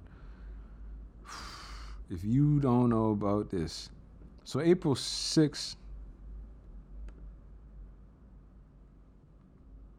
Today happens to be the 5th. Tomorrow is the 6th. So tomorrow at 8 o'clock p.m., there's going to be another virtual meetup. That virtual meetup is worth participating. Like, you're going to get to see more of the ecosystem. And being introduced to people that have the same interest in Holochain from a perspective similar to yours. It's at 8 o'clock p.m. Universal time, or UK time. So I believe, if you're in Canada or on the eastern side of things, that's about 4 p.m. in the afternoon. Moving right along. This is kind of what I was talking about as far as like why Holochain sort of exists in a way where it's poised to navigate any legal regulatory body. And it's because, as far as like the regulations and licensing handed out in Gibraltar kind of dictates what the rest of the world kind of adopts.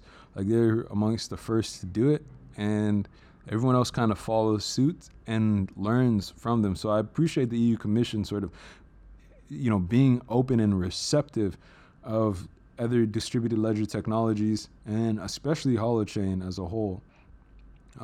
Because remember, as one of 10 profiled, this is the only one out of all 10 who specify that they can handle trillions of interactions per second, and as well has the patent to back it up.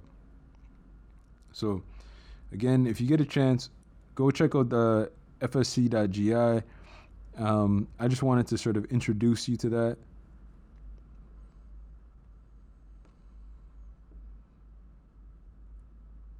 Got like 1,000,001 windows open. Now, as far as the Distributed Ledger Technology Regulatory Framework, so from 2018, any firm carrying out by way of business in or from Gibraltar the use of distributed ledger technology for storing or transmitting value belonging to others' DLT activities needs to be authorized by Gibraltar Financial Services Commission as a DLT provider. And this is how you do it, right? Like, you don't wait till someone's in your space and they start making money. You just let them know, like, yo, don't screw nobody over, and ain't nobody gonna have no problems. And as simply as it can be put. But it positions Gibraltar as a jurisdiction which facilitates innovation whilst ensuring it continues to meet its regulatory and strategic objectives and understands the modern need for robust and speedy interaction with regulators in the fast-moving area of business. The DLT framework applies to activities not subject to regulation under any other regulatory framework that uses DLT for the transmission or storage of value belonging to others. Firms and activities that are subject to another regulatory framework continue to be regulated under that framework.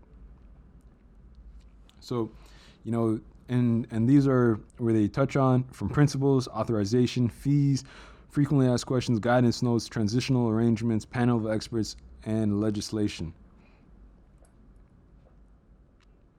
And when you look at where you are in the world and you wonder why this doesn't exist, it's just because, like, you know what?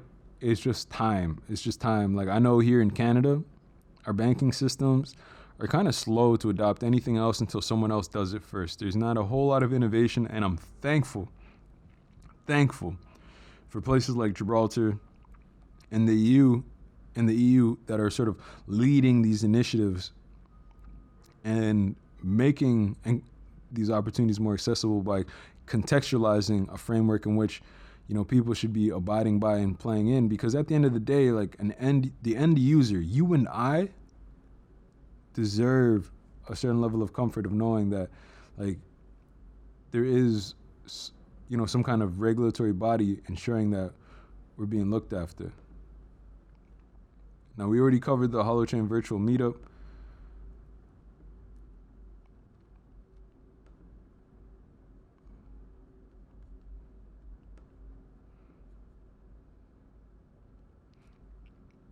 Now, this one's from a year ago, a little more than a year ago. And, it's a review on Holochain and digital ledger technology trying to make blockchains obsolete. So, as a project that many say is set to change the way we think about distributed, as a result, interest in HOT is at a fever pitch. Like, yo, right now, it feels like summer. It feels like summer right now. Now, by giving developers a framework for creating decentralized apps, or dApps,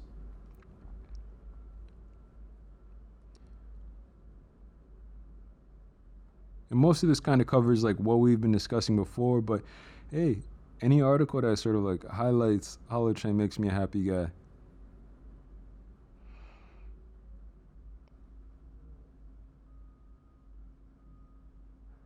So this is one thing when we talk about the scalability and it being infinite. With scalability issues it does away with scalability issues by not requiring each node or agent on the network to keep a continually updated record of the entire public blockchain. Instead, each node keeps its own blockchain, which interacts with the node's unique cryptographic key. Imagine the entire public blockchain as a river, and each node is similar to a smaller stream that feeds into the river. If a node goes offline, it creates a fork on the public chain, but the public chain continues forward without being impacted by the loss of one of its nodes. Now, as a green solution, we've touched on this. It uses the most minimal amount of electricity to achieve what needs to be achieved. And it's really no more than what would be used by the node's computers in their normal operations. With the electricity requirements of POW blockchains constantly on the rise, this is, much more environmentally friendly.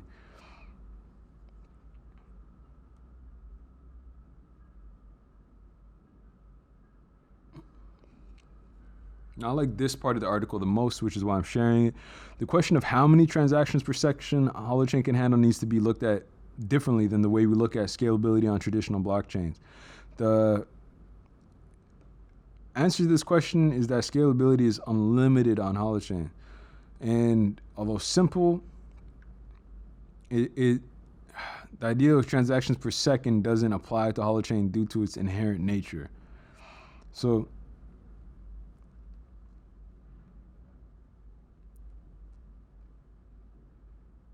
So the developers have used an analogy of a dance floor to better explain. You can look at a dance floor and immediately know who's dancing ballet and who's dancing hip hop.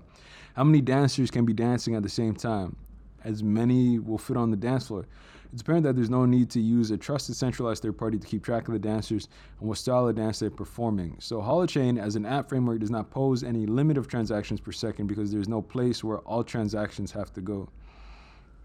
It's like asking how many words can humanity speak per second. It's an irrelevant question. With every human being born, that number increases. The same for Holochain. And that's already how you get to that trillion of transactions per second. That's how you get to, you know, an infinite scalability.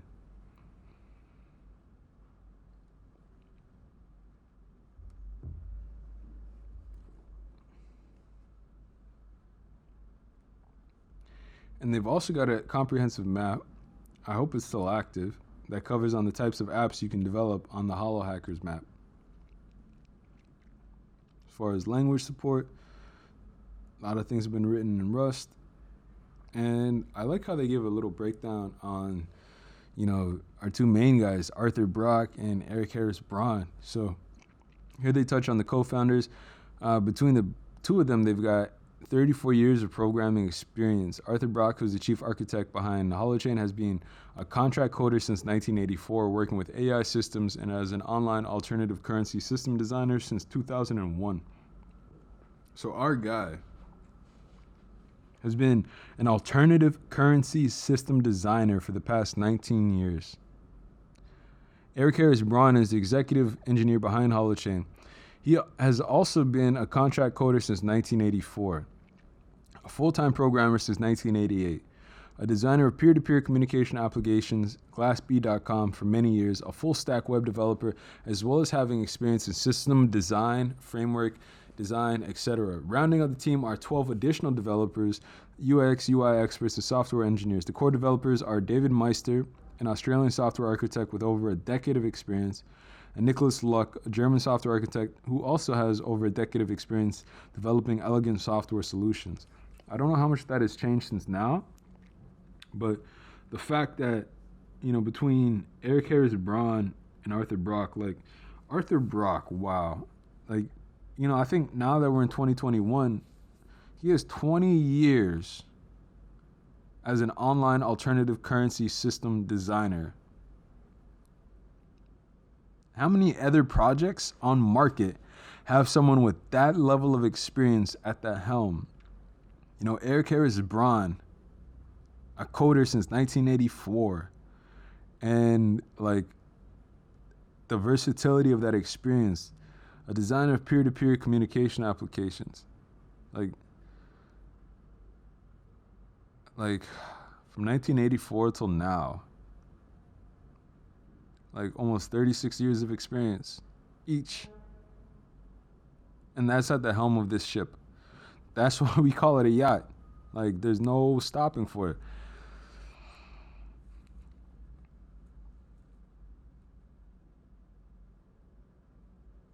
And you know, when the mainnet launches, it is going to go nuts. Like, I know at one point the Telegram community was crazy. The Telegram is now kind of like inactive. But at one point, like, yeah, you had 12,500 members.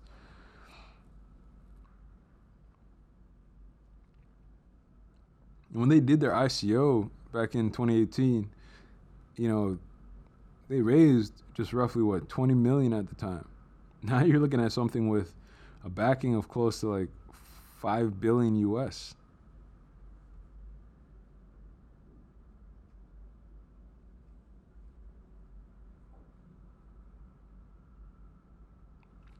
You know, they talk about Holofuel. We've been talking about Holofuel for so long, and I know some of y'all love Holofuel.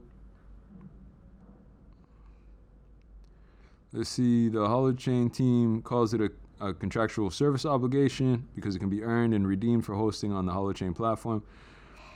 Its primary uses for Holochain application have providers to pay Holohost for their services. As far as mutual credit, unlike other cryptocurrencies which are primarily used for speculation, Holofuel is not tokens created from nothing. It is a double-entry crypto accounting framework that provides scalability, transparency, and accountability.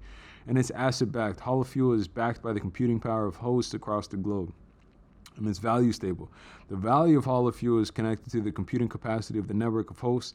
This capacity evolves, changes slowly, and isn't subject to huge spikes and crashes in the way other speculative tokens are. Ultimately, this makes Holo fuel a hosting utility token, and there are already several competitors who are much further along in development. Projects like Sia, Storj, and Filecoin all reward users for sharing their computing power, and hard drive space or bandwidth capacity. So, you know about Sia. Storj, if I'm correct, is trading for like probably just above $4. CAD. Filecoin is trading for about $240 CAD. I think that's something like 180 USD. And this is 2019, so like, again, this is a real opportunity that they recognized it, they've highlighted, and this is 2019. Whatever frustrations people have, it's been worth it. It's been worth it. The growing pains have been worth it, because now all the hurdles, we've passed all the hurdles, and there's no more questions about this being a valid project. We've been more than validated, and it's just a matter of seeing like the App Store come to be, and that's 3 to 6 months away. So I'd be remiss to be in my feelings about anything more than that.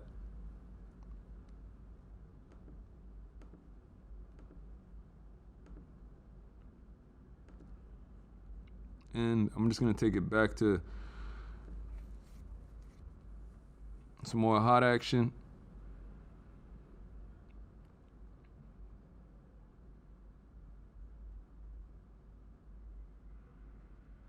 I know that's hot BNB. You'd probably prefer hot USD. But again, it has this, what's unique about it is how it just builds in steps. Even if you see retracement, it's minor in the grand scheme of things, because everybody who's exiting tends to re-enter. And when they see the rate at which it climbs, imagine selling here and realizing you could have waited, a whole 6 hours and been up. That's why it's like, go ahead and take your profits by all means, but if you're not reinvesting the profits you made, at intervals like this, then really all you've done is missed the wave, and you're paying more later on. But hey, at the same time too, this is why you play. You don't just play to watch money grow. You play to make money, take money, right? So I'll never be against anybody, but just know that everyone's in it intrinsically for themselves, right?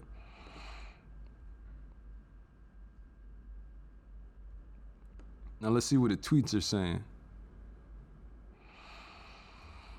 I like this one. I saved this one from World of Holochain because I really liked it. Did you know that with Holochain, you can become your own internet service provider and create your own P2P internet and be paid in Holo fuel?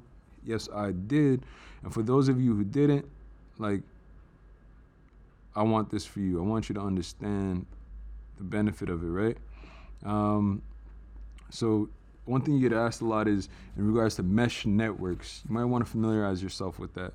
But here they talk about a handful of telecommunication companies that have a monopoly over bandwidth. This is true to countries around the world and has enabled governments in places like Turkey and Egypt to turn off the internet whenever they feel like it. Furthermore, some internet providers, this is why we have such a large following from Turkey.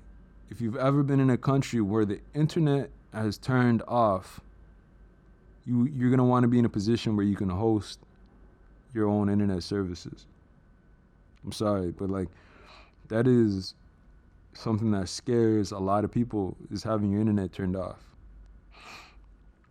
And furthermore, some internet providers want to charge different rates for different kinds of data, making the net less neutral. But for long, access to the internet could look like your cable bill. Selective channels of access already there. I already have literally selective channels, I can't lie. Today, the only organization that can benefit from adding bandwidth to the internet, and thus the only ones incentivized to do so, are telecom companies. They lay cable and put up towers and build customers for internet access on a monthly basis. So what's coming soon is Holo's microtransaction system could make it possible for anyone who puts up an antenna or shares a bit of their cell phone bandwidth to get rewarded for the increased internet access that they are creating. Similar to how Holo leverages idle storage and processing power, it can also make us better use of idle bandwidth or incentivize the creation of additional bandwidth as well. Jane could put up an antenna and choose to relay data for free for her friends or for a fee of strangers, thus extending network capacity. So, I mean, that kind of coincides with the vision of growing an ecosystem of peer-to-peer applications and an expanding peer-to-peer infrastructure. Whoa. You know, they touch on the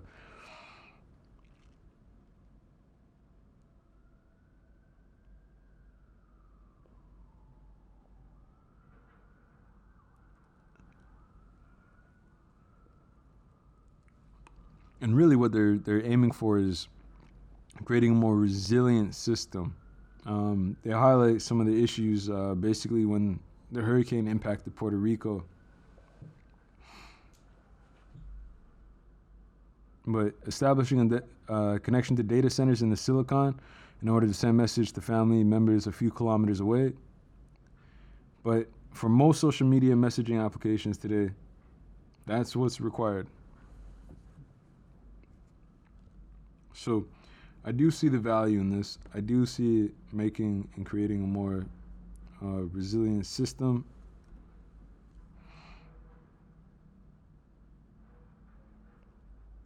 Yo, I don't even want to know if it's safe to keep scrolling.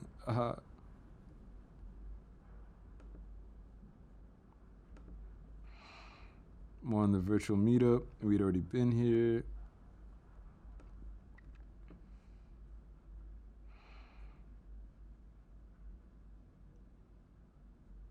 So we already touched on this part.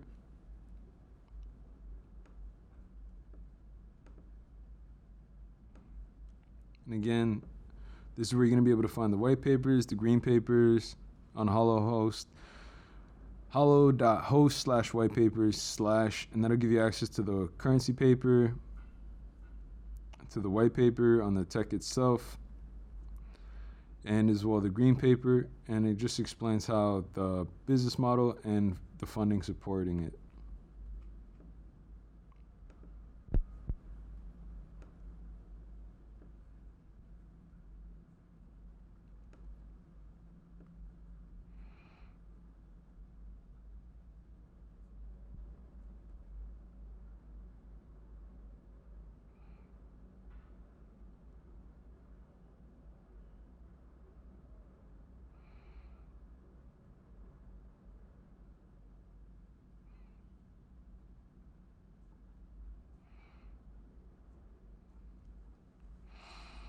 So here's the whole table of contents,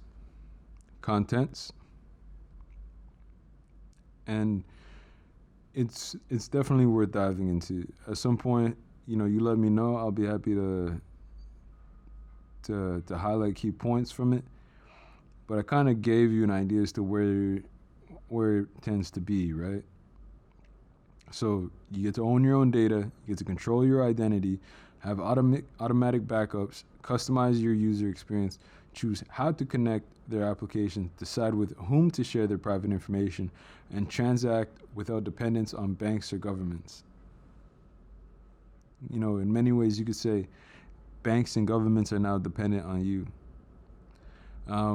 And what's sick about it is programmers can leverage rapid application development to quickly build fully P2P web application designed to operate on the scale of Twitter or Facebook with no centralized data centers or infrastructure. Each user just brings their own device to share a small amount of computing and storage. This part's again, we've already mentioned this before, but it provides an underlying cryptographic fabric to maintain data integrity across unlimited peers without requiring consensus. Integrity without consensus means immediate and efficient processing. No proof of work, no proof of stake, no energy wasted on mining, no bottleneck, nor global delays. How do you like them apples? Which is why, you know, I don't know how many times I gotta say this, but I'm gonna say it one more time. We provide optimizations to enable the tracking and billing for the trillions of network interactions per second required to run a global scale decentralized hosting platform. Just in case, a couple times wasn't enough. So there's red grid one more time, just so you can see what I was talking about.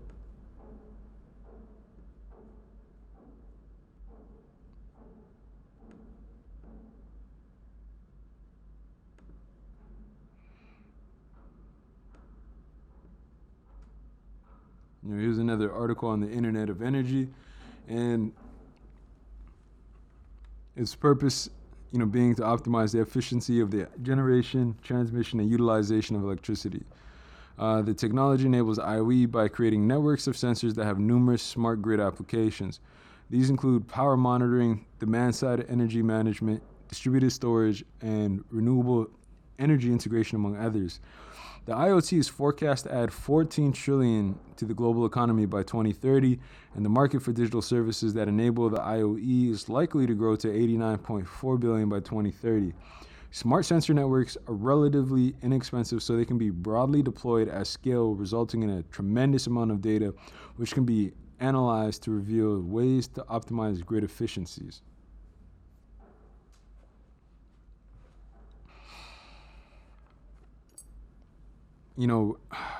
This is probably like the best part right here.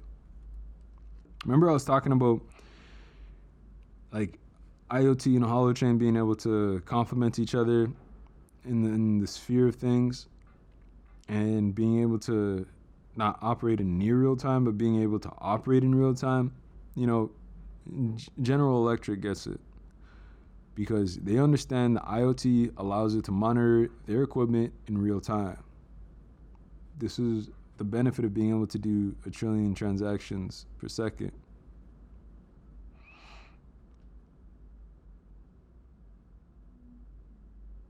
So again, this article is going to be included in it.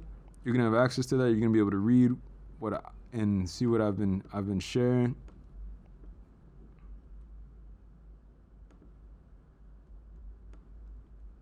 Now we're going to get into a little more hot action. Again, I just kind of wanted to highlight to you that no matter what happens, you're going to see these horizontal stretches, and it's going to climb in steps. No matter what happens, it could come back down here, even here, maybe here. But what'll happen is it'll do this, climb back up, a couple steps, and then shoot. That has literally been like Holochain inside and out.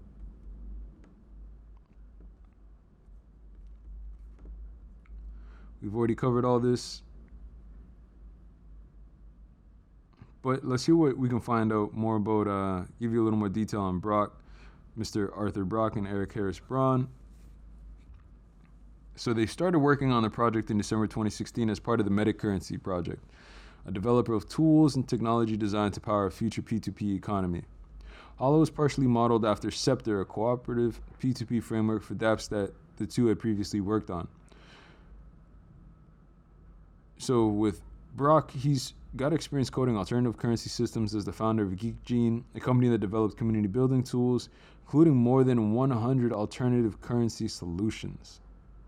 He also co-founded social enterprise incubator Emerging Leader Labs and founded open source education starter kit Agile Learning Centers. In March 2019, Brock was named a fellow of the New Zealand-based Edmund Hillary Fellowship. Jeez.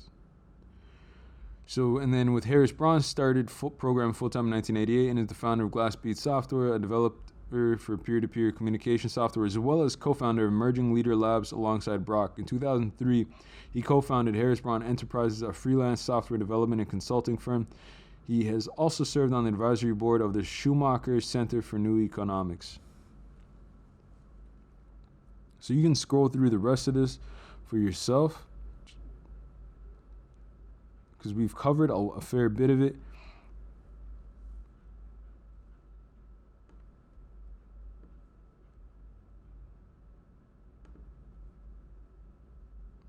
That Safe Moon protocol, I know some people have been asking about it. I found it to be rather like easy to navigate. You just got to wrap your head around being able to like do in-app purchases, and then using the internet in-app. Like it's neat. It's neat stuff. It's new to me. Pancake swap. Every time you hear pancake swap, that should just kind of highlight to you that like there's money to be made if that's the only way you can go and get it. But just be careful, be smart, know what you're dealing with. I did not have much difficulty acquiring my SafeMoon. And as far as like what you need to learn about the coin, do your research. This isn't dedicated to SafeMoon. This is just something that was like still in my browser because I was going through hell trying to acquire it. Right now they got 250,000 plus record holders, 48 million liquidity generated. Still discussing the market cap, but there will be a burn at some point. So like whatever you're holding might be worth it to hold. We can go through this at a later point in time if you want me to. I don't mind.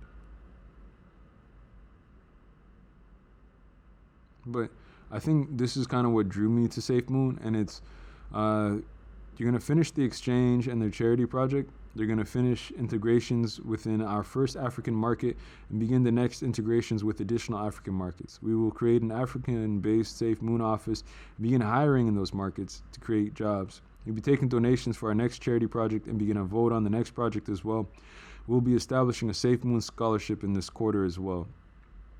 So if people want to know why I'm going to throw some coin at SafeMoon, that's precisely why. Like I'm for an NFT exchange and them releasing the first video game with SafeMoon integrated, but that's what got my attention. Community building is very important to me. Like if I go through a corporate structure and I got to scroll all the way down to the bottom, I'm not going to say which company, but when you start scrolling through, say something with like a $50 billion cap,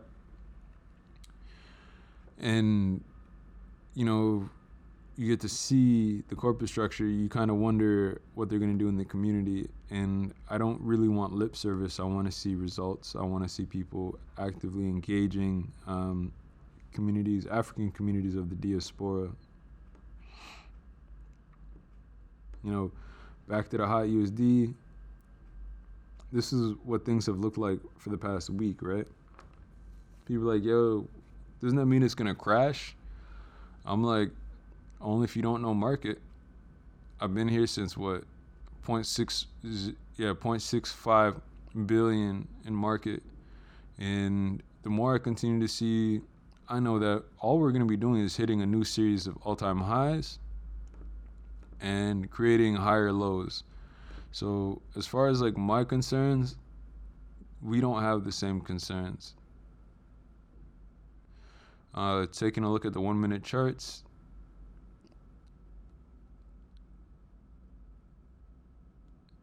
This is where we were at about 10:30. From 10:30 to now, I'm digging it. Minor retracement, but not really. Like, yo, whatever the selling pressure is, there's a buying response.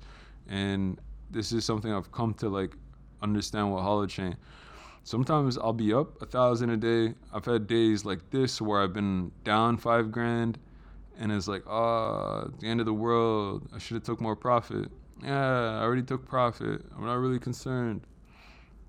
But I also have my points in reference, like where I'm wanting to take profit. Some people ask me, like, is there a dip? Is there a dip coming on? Like, don't ask me, like I gotta ask you, do you have time to monitor the charts? Because I could tell you when it's gonna be, but if you're out grocery shopping or driving or doing whatever you need to do, like I can't execute on your own behalf. So like, it's a lot easier to recognize a dip when you're near your computer or you're near your phone and you're ready to execute. I don't watch too much, but I need stuff in real time. I need stuff accurate as can be. And I'd love to see this thing push some more. There's no reason why it can't.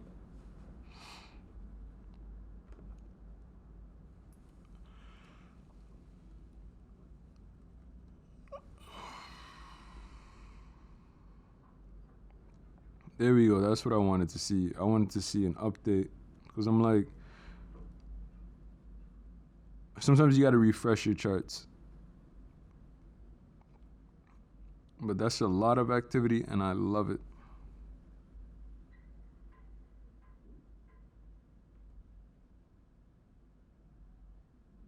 I think like the other day was the first time I ever actually like did a trend capture just to sort of see what market's gonna be like.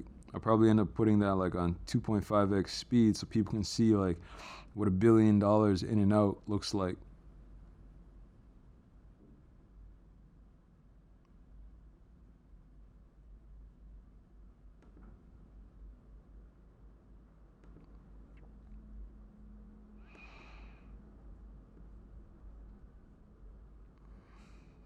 So I saw this question online. I thought this was kind of cute.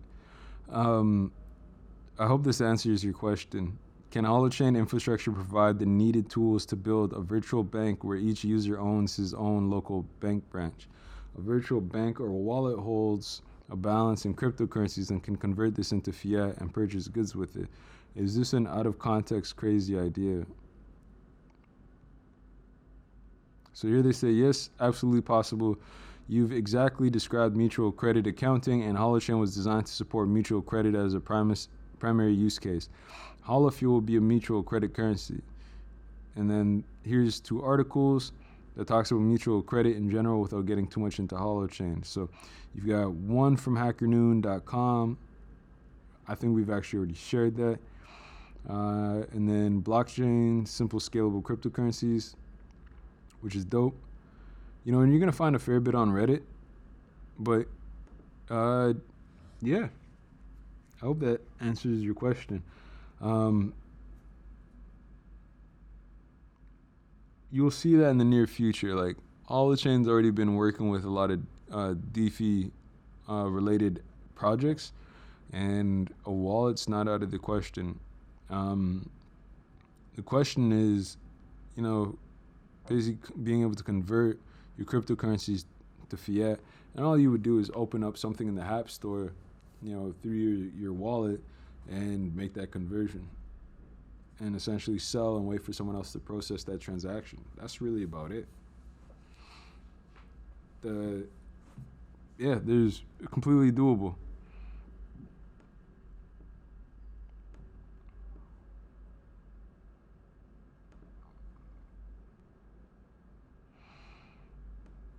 You know, another little article you might want to read.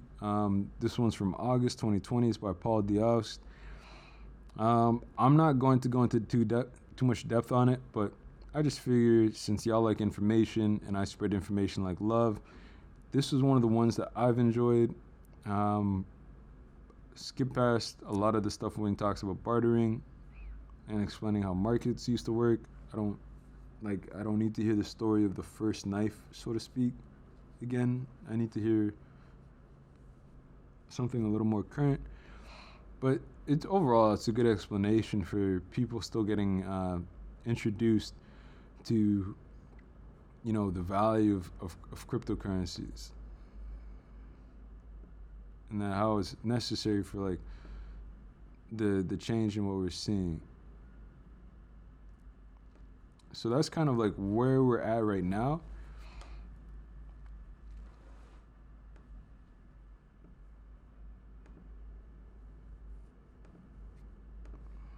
There's 2 things that I lost out on that I really want to share with you.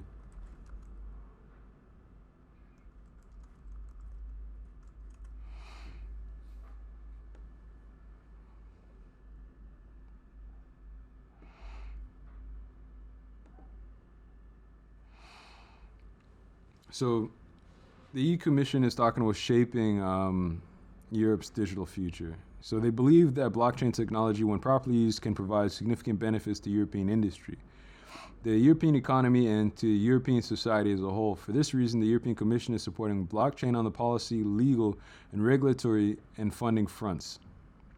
So with blockchain technology allows people and organizations who may not know or trust each other to collectively agree on and permanently record information without a third-party authority. So I dig it.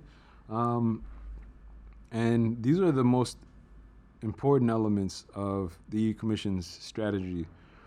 There's the European Blockchain Partnership that develops joint visions and initiatives and creating a pan-European approach. European Blockchain Service Infrastructure, EBSI, a lot more countries you're actually going to see operating their own like services infrastructure. Like out in China, they got the blockchain service network. So before every country or a group of countries are going to want to create their own service networks simply so that they're not ever at an issue with an authoritative regime, right? Like, you know, I'll keep it simple. Global politics, America requests Canada to execute a treaty on, like, I think, on,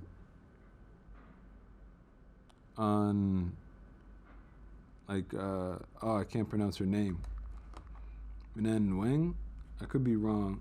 Forgive me. But anyways, Chinese exec gets detained in Canada due to American treaty extraditions. China's response, they detained 2 Canadian officials or execs and claim they're spies. No proof, no evidence, nothing is shown. Imagine you running, you know, your blockchain services through a government and your own country has an issue with that government. And you're caught in the crossfire because you're using their service network to facilitate these deals. This is why, like, you really got to think about where you're doing business and how, in some ways, certain things can affect business. They're also offering a comprehensive legal framework that will create legal certainty through a pro-innovation framework in the areas of digital assets and smart contracts. There's also innovation funding. The EU provides funding for blockchain research and innovation both in the form of grants and by supporting investments in startups. And then the interoperability and standards for blockchain. The European Commission believes strongly in the importance of standards in promoting blockchain technology and looks to engage with all relevant bodies globally. So, you know, you go top down, Holochain strikes it big. And this is one of those places as far as interoperability and standards for blockchain. Because, again, as a layer 1 framework, you can dev and put whatever you want onto that layer 1.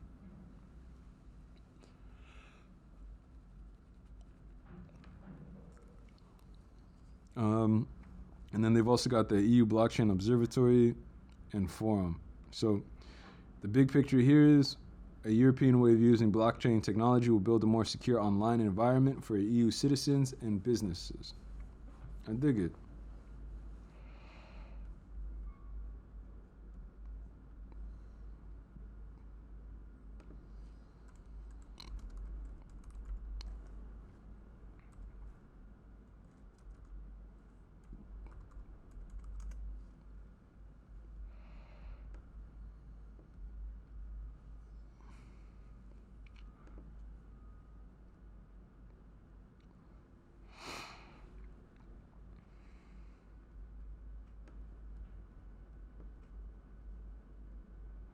And again, this is why I want to take my fintech course at U of T.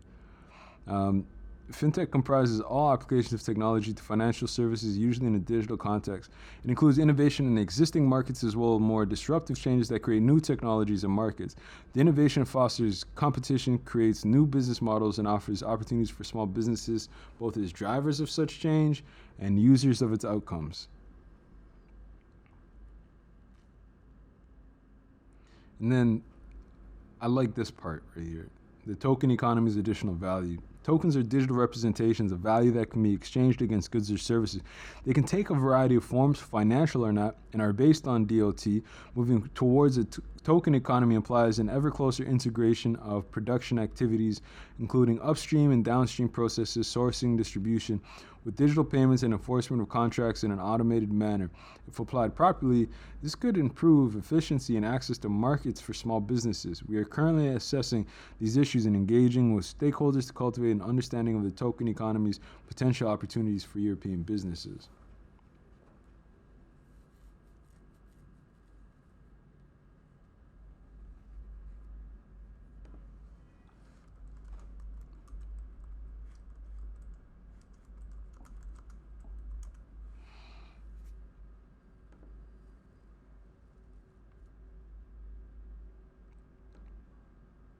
So this is definitely one you want to read. Scanning the European ecosystem of distributed ledger technologies for social and public good. They launched the report, and it's for co-creating a European ecosystem for DLTs for social and public good.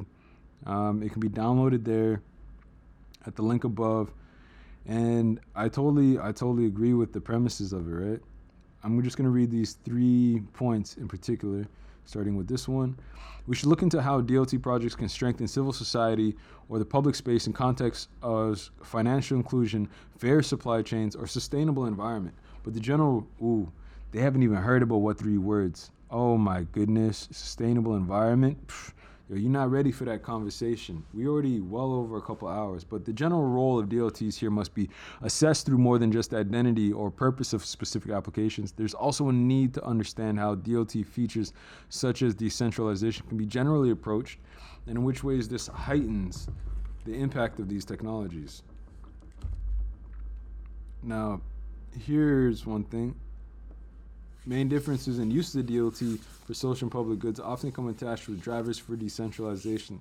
Multiple motivations and approaches generate impact, not tied to institutional layouts or market orientations, but broader effects can be linked with investing in decentralization beyond technical structures such as governance and other levels, combined with principles as autonomy, openness, privacy, or commons-based implementations.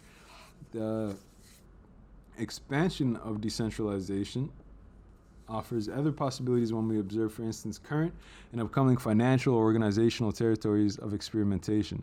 This is crucial as a test bed for wider and more inclusive innovations necessary for larger DLT spaces, with examples such as new collaboration platforms for resource distribution and management, which allow for alternative forms to allocate value and decision-making powers. And their summary is of 131 projects. It spans an ever fast-changing ecosystem of DLT projects. They're going to touch on commonalities, and they're also going to look at diversity between the various ambitions to achieve radical, complete transformations. So I love it. I love it.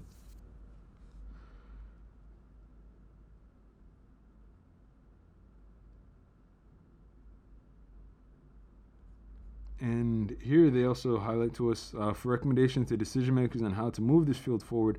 See part 3 of the report with position papers by high-level experts in the field of advisors for the DLT for Good project. I dig it. I dig it.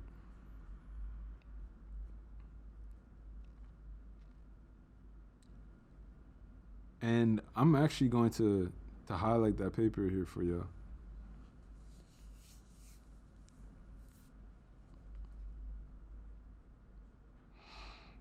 This is where you'll find it on the EU Science Hub.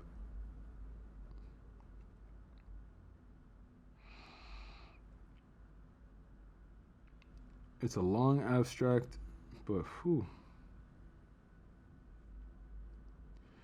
And these are the authors. I'd like to thank you all in no particular order, but I just want to thank you all for making this a great publication to read. I'll probably have read it for like 3 to 4 times over by now.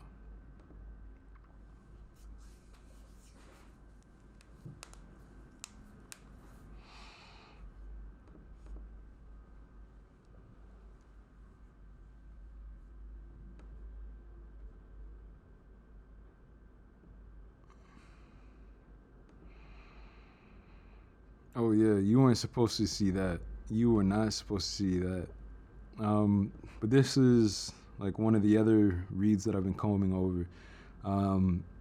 Now that the cat's out of the bag, one of y'all are more welcome to go ahead and cover it, because I don't really do this for me. I'm more interested in the technology being readily accepted, and I'm for economic inclusion of all. So the reason why I like this paper is just because of how much it covers. Now that you've seen it, I may as well discuss it a little bit before moving back towards the original topic. But blockchain-enabled corporate governance and regulation. The reason why that one was of interest to me is because, remember, when we talk about Holochain being able to do, secure corporate networks, via P2P, that's why this was worth reading. And out of everything that I've read where, this is the most comprehensive on that topic based on like how much they've covered. Like, I actually will print it out and just read through it and take my sweet time with a cup of tea. But I really appreciated this article in its entirety. One of the reasons why I like reading up on tech literature is because, I read medical journals for fun. Like, so for me, this isn't a space I'm uncomfortable in.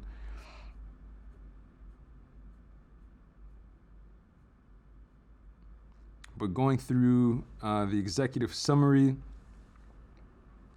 they're going to explain to you what they mean by DLTs. They're going to touch on the 3 approaches to decentralization and what they can apply: incorporativism, automatism, and infrastructural mutualism. Like,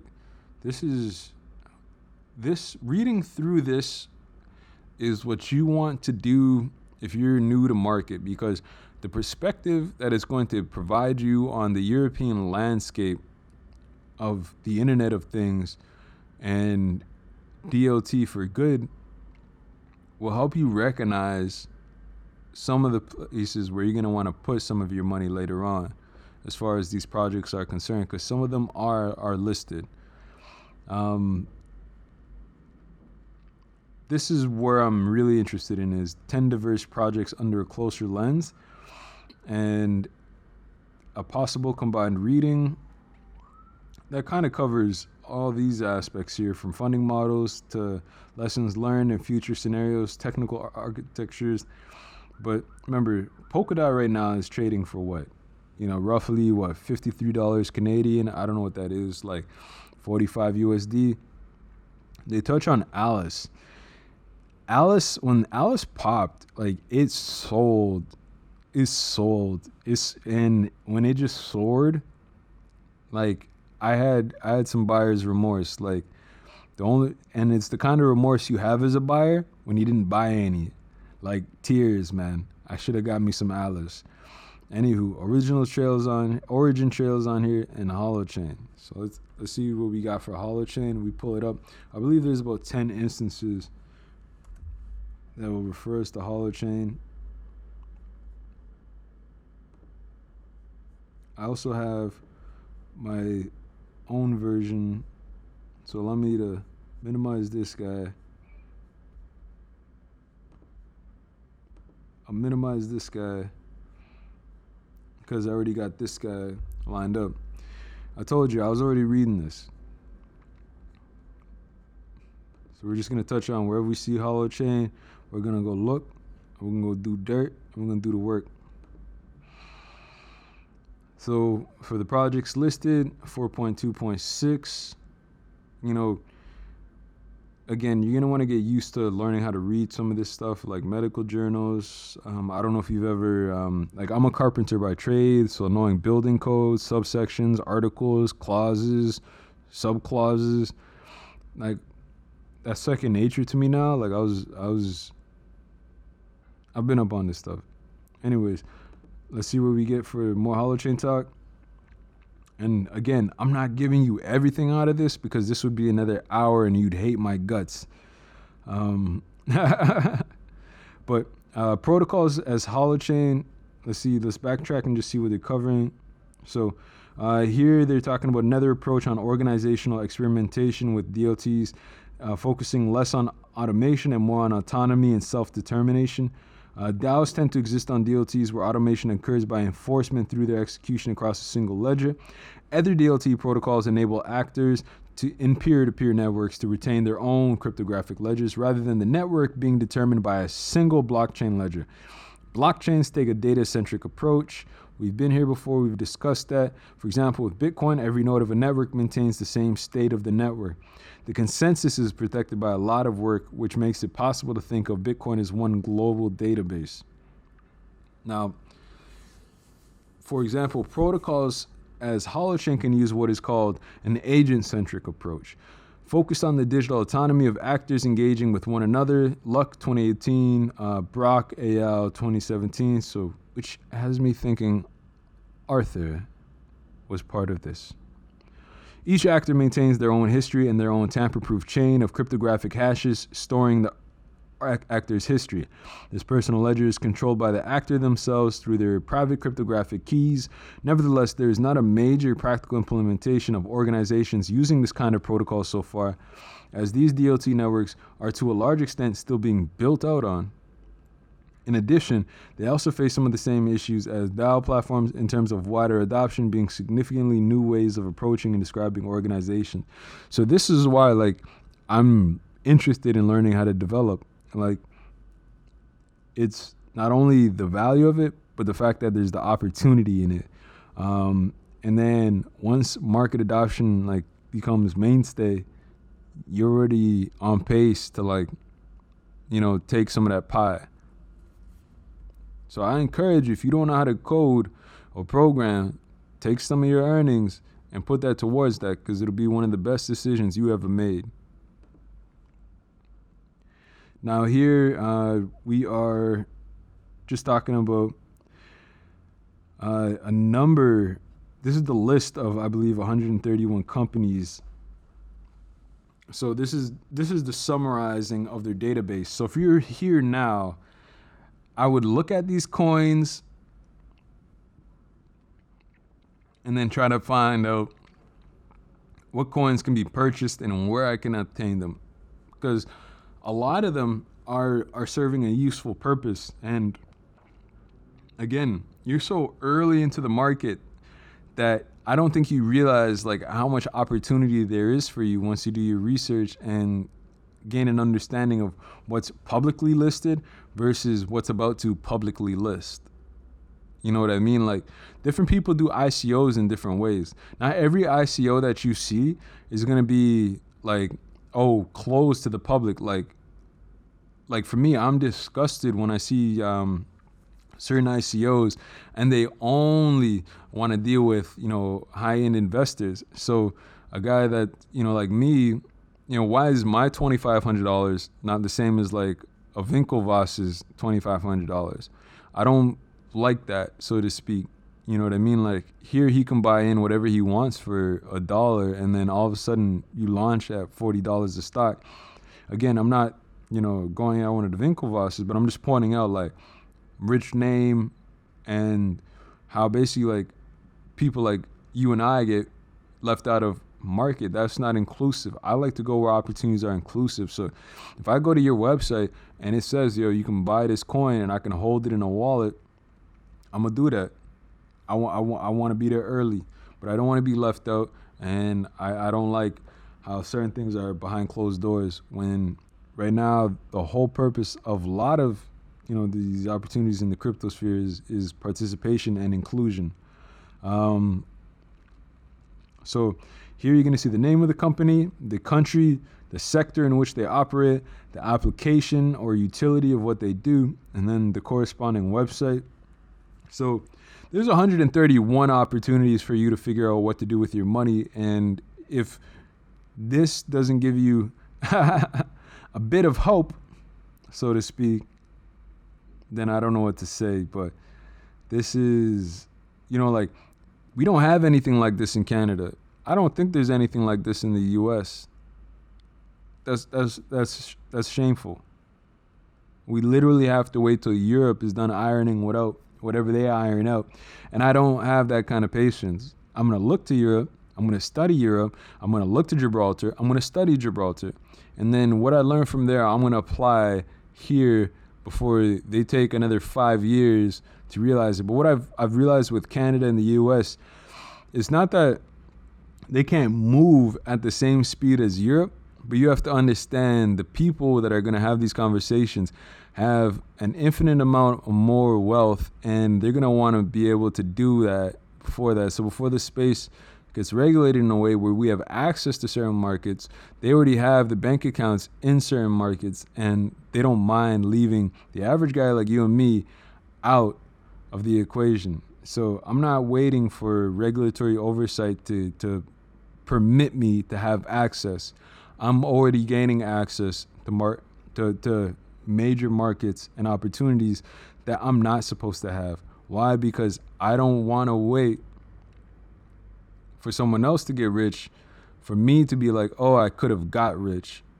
Like, if you're waiting for your exchange to list that coin, I'm sorry. Like, by the time it gets to you, it's too late.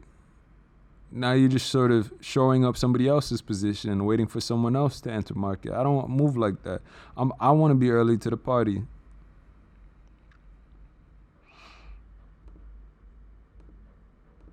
But yeah, so here it's got Holochain at 61 beneath Hive. I've heard some stuff about Hive. Could be wrong, but I've heard some stuff about Hive. And they're going to cover governance, IT, telecommunications. What? Yeah, web hosting and things. I haven't really thought about Holochain as far as like a telecommunications provider like Holochain and phones, but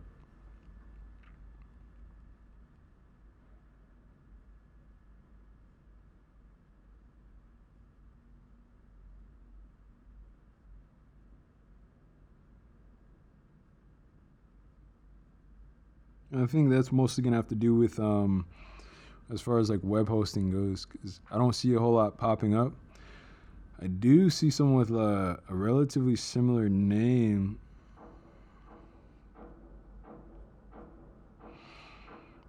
But I'm not going to give him the luxury of a shout out.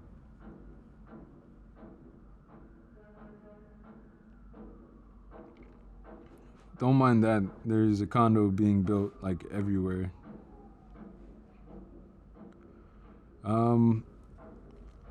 But I just want to explore something real quick.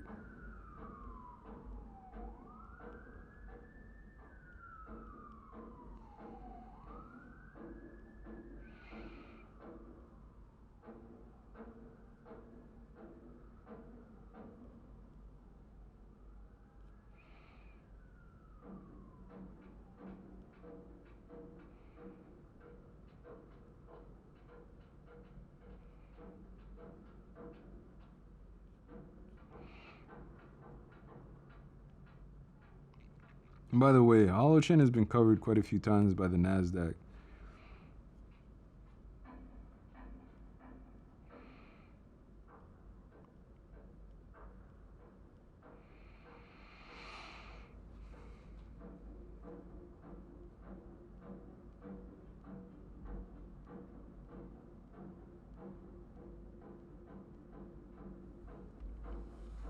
Just keep it moving. Sorry, I just had to check some. This is where they're going to talk about the 10 diverse projects. So out of all of them, Holochain like gets the best. And topics that they're going to focus on is diversity, common theme, but in solutions of the projects, the approaches to decentralization, and the positive impact for social and public good. Diversity in terms of geographic implementation, the reach of the projects, obviously mainly being in a European context, but considering other potential territories. There's the diversity in sectors, applications, implementation, and funding models, with special focus on originality of main use cases for commercial to research spheres. There's the diversity in blockchain or DLT platforms and development stages, although looking for technological robustness consolidated by significant milestones. So, I mean, how do you not fall in love with this? Here's their profile on Holochain. I've read this many times before, and I'll keep reading it again. Holochain is an open source data integrity engine that enables the self-hosting of P2P apps on a distributed web with user autonomy built directly into its architecture and protocols. Holochain avoids the need for global consensus and aims for massive scalability, as well as users' control of identity and data. Distributing the storage and processing of this information can change how people coordinate and interact and gives back control on digital integration. Like, Holochain would thrive in Africa. Holochain will thrive in North America. Holochain will thrive in Europe. Holochain will thrive in Latin America. You know, and especially the Asian Pacific. Mark my words. I'm just saying that. You know, 1 trillion transactions per second. But what do I know? You know, as an organization, it's listed as a non-profit foundation. For-profit startup is Holo. The headquarters, Gibraltar. Established in 2017. Gender composition, 9 women in a core group of 30. Holochain positions itself by asking what comes after blockchain. It offers a new type of open source development framework and networking protocol where the goal is to provide a seamless experience to web users that operates in similar ways to a normal web app, but without the need of central entity. Holochain applications, apps. So again, if you made it this far, the timeline for the app store is supposed to be in 3 to 6 months. So you're looking at the value of your hot token now. And you always say, you know, when's a good time to buy? When's a good time to sell? And I want you to ask yourself that question in 3 to 6 months. And you tell me what the value of what you're holding now is going to be worth. And when you look back at that question, you're going to be like, wow, I don't know if this aged well, but I'm glad I'm still holding because I don't care because I still got what I got. That's like the perspective I want to put in your head. Like 3 to 6 months, we could be seeing a app store rolling out and a real decentralization of things from a wallet. Like all things are possible. This lets people provide value into a sharing framework, not into a centralized one where gatekeeper organizations usually extract all financial and other resources. Yo, I can't make this up. I get a trust the wallet, and I'm trying to buy through the wallet. So I buy through the wallet, use this thing called moonpay, and I'm thinking like the $50 is gonna get me roughly around $50. It cost me $5 in a $50 transaction. I don't really have an issue with that, but like, what did you do for my money for you to think that you deserve the whole $5? This is why I didn't put 100. This is why I didn't put 1,000, because I'm like, yo, I need to understand what's the take on this. Getting rinsed is never a good feeling. It would have been cheaper for me to use a different wallet or MetaMask or something altogether. But I was like, yo, it's a learning curve. I look forward to when there's a Holochain based wallet. Game changer. And what's unique about it, again, every user runs the application on their own device, creates and stores their own data, and talks directly to other users. The proposal is compared to lightweight, security centralized computing possible on mobile devices. Main use cases are decentralized governance and collaboration, sharing economy and platform co-ops, supply chain wins, and social communities, and social media, social networks, and vendor links. The world was always going to head in this direction where you could do a lot of your banking from your phone. It's always going to head in that direction. And then as far as intersections with social and public good, Holochain allows its end users and ordinary users of the internet to experiment with new decentralized organizational structures and build upon them, helping people control and own their data towards what is themed as a new regenerative economy and a more human internet. It also aims to provide decentralized capacities at scale that improve DLT sustainability arguments by requiring reduced amounts of energy consumption compared with other DLT architectures like the major blockchain platforms. And they're going to talk about how it started. Holochain emerged as part of the Scepter project. Scepter is a rebuild of a technology communications currency stack mimicking natural patterns of coordination. With a wide variety of features in terms of protocols, its main purpose is a quantum of deep inhuman coordinative capacity. The main work came from the MetaCurrency project. This project looks at currencies not just as money, but more as currencies. Not just flows of exchanges of goods and services, but as elements that help to manage flows as means of caring, sharing, and giving, which is how the intended uses for currencies are ultimately modeled in this context. When blockchain emerged, the initial Scepter team wanted to take a small piece of it and make a small version that could interface with more contemporary systems.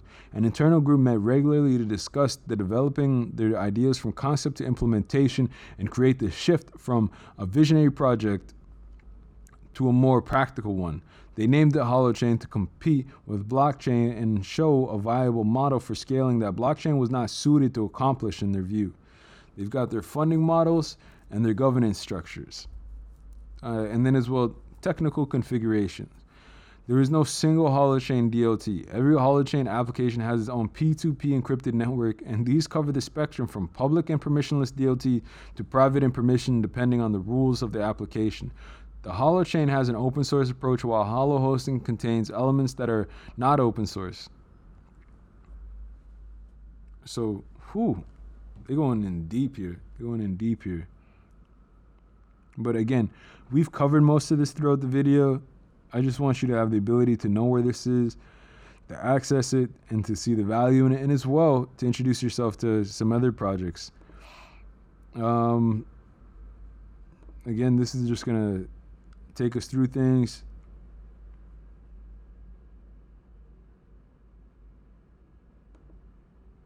Oh wait, I saw a little something here. So to access Holochain's chain, the user signs in with a private key, which is what allows the user to write to his or her chain. Once this is done, the chain gets sharded to the distributed hash table and other nodes validated. If someone finds that rules are broken, then they mark the user's data as rejected. For an application, everybody has the same copy of the core, which means the same data and the same rules. The sharded data store works as a distributed hash table. Data can be sharded across all the nodes, but users can still be routed to the nodes that are holding the data very sensibly. This is how Holochain DLT works. It is not a single chain, but each user has their own chain of only the state changes they have made and the actions they have taken, and then they are published to a shared space at a distributed hash table. It works like an index across millions of nodes. So I mean, whoa. I just so when I see some of these other apps, I'm a blockchain solution for blockchain problems and I shard. Well, this is Holochain and it's a first layer framework that shards, and it's not a band-aid solution. It is the solution.